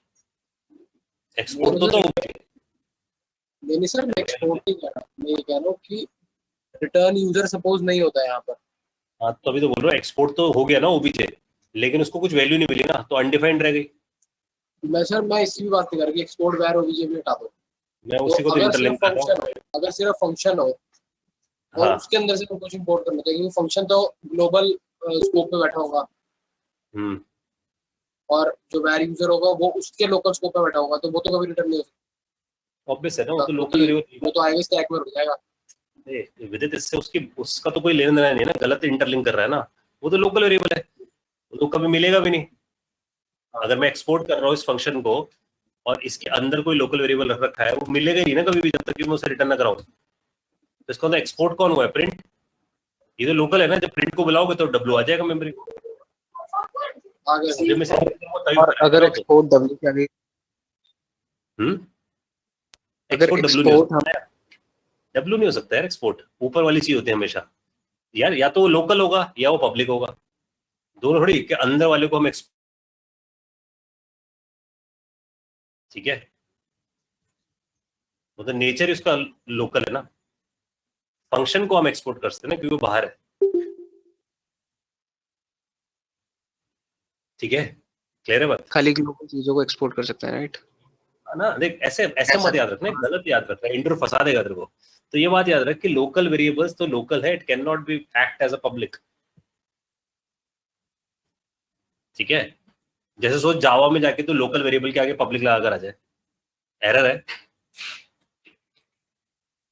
ठीक है, तो उसका स्कोप लोकल है ना, और तुम उसे एक्सपोर्ट करके बोल रहे हो इसका स्कोप पब्लिक कर दो। इसलिए एक्सपोर्ट किसको कर क्या होगे? जो फंक्शंस बाहर लेवल पे, जैसे कि ये एक्सपोर्ट हो सकता है। क्लियर है बात?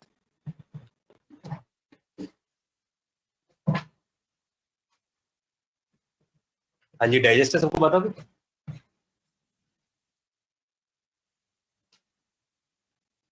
ठीक है, कोई डाउट है? क्योंकि मैं वाइंड अप कर रहा हूँ सेशन को और इस कोड को लोड कर रहा हूँ गिट पे से आप इसे एक्सेस करो, इसे अच्छे से देख कर आओ, तो काफी सारे जेन्युइन डाउट्स निकल कर आएंगे आप लोगों के। प्रैक्टिस जरूर करके आना कोड की, मतलब कोड तो देखना तो है ही, लेकिन साथ में उसकी प्रैक्टिस जरूर करनी। सर ये गिट का लिंक वगैरह सब कहाँ से मिलेगा? लाइक आई जॉइंड अभी टुडे ओनली, तो आप मुझे बता दो। मैं गिट का लिंक शेयर कर रहा हूँ।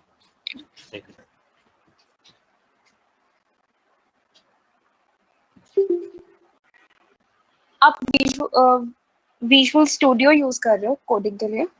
हाँ, VS कोड पे कर रहा हूँ सारी कोडिंग में।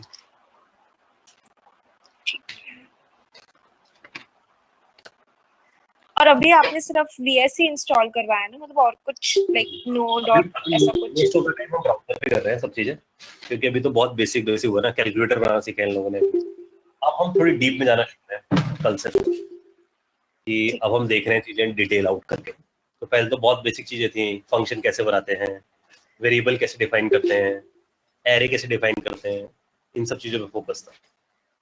अब इस प्रोग्रामिंग के अंदर हम ज्यादा डिटेल में घुस रहे हैं कि अंदर क्या क्या चीजें और करनी है इसके अंदर।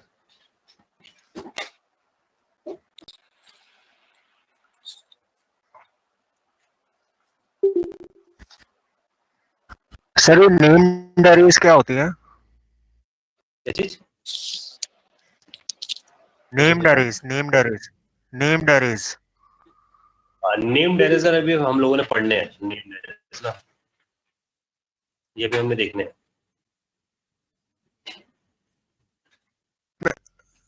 सर इसमें पढ़ रहा था मैं, तो इसमें लिखा था कि जावास्क्रिप्ट वैसे सपोर्ट करती नहीं है नेम्ड अरेज को, अगर हम करते हैं तो सीधा उसे ऑब्जेक्ट बना देती है। हाँ, लेकिन इनडायरेक्ट वे देखो हर चीज कर रहे हैं, जैसे क्लास नहीं है तो इनडायरेक्ट वे है उसका, ओवरलोडिंग नहीं है तो उसका भी इनडायरेक्ट वे है, मॉड्यूल नहीं है तो उसका भी इनडायरेक्ट वे, इसलिए हर चीज का इनडायरेक्ट वे है हमारे पास। तो मैं दिखाऊंगा आपको कैसे इसे एक्सेस कर सकते हैं।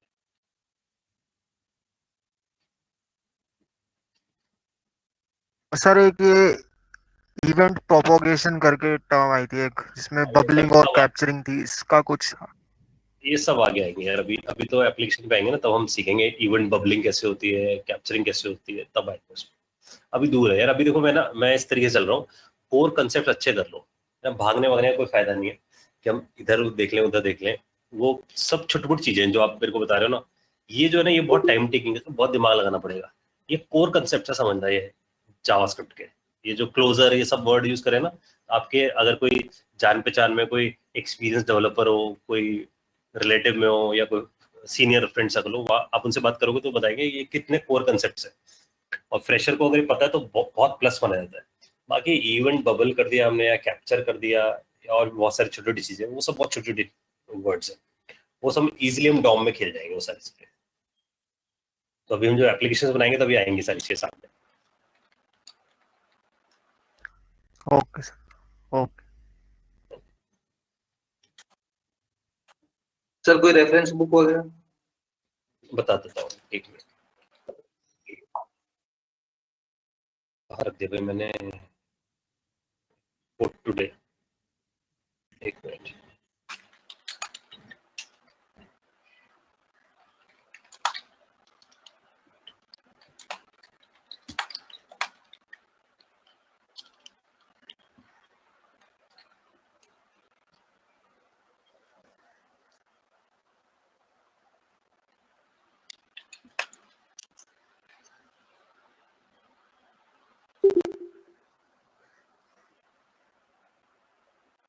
ये कोड मैं यहाँ डाल रहा हूँ, साथ में ये भी डाल रहा हूँ मैं, टेस्ट नाम का फोल्डर आप लोगों के लिए, ठीक है। ये चलाना चलेगा तो है नहीं, क्योंकि मॉड्यूल लोडर चाहिए इसके लिए, जैसे मेरे पास डीनो था वो मॉड्यूल लोडर है उसमें बाय डिफॉल्ट, लेकिन आपको कोड पता रहेगा कि कोड कैसे काम करता है वाला।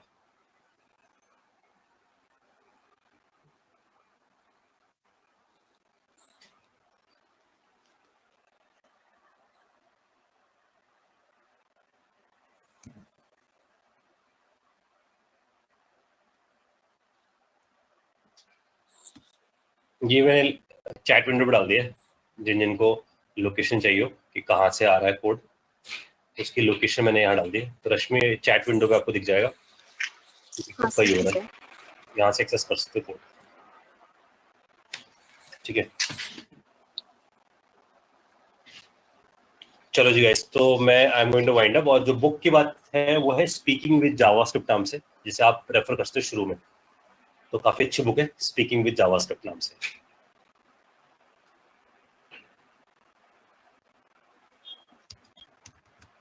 तो ये है बिगिनर्स के लिए काफी अच्छी बुक है, इसे आप यूज कर सकते हैं। तो बहुत बिगिनिंग से शुरू होती है, बहुत अंदर तक जाती है बुक है, तो ये काफी अच्छी बुक है, इसे आप रीड कर सकते हैं। ठीक है, ये साइन बना होगा उस पर, इससे आपको मिल जाएगा। क्लियर है गाइस? चलो जी, we will meet in a next session.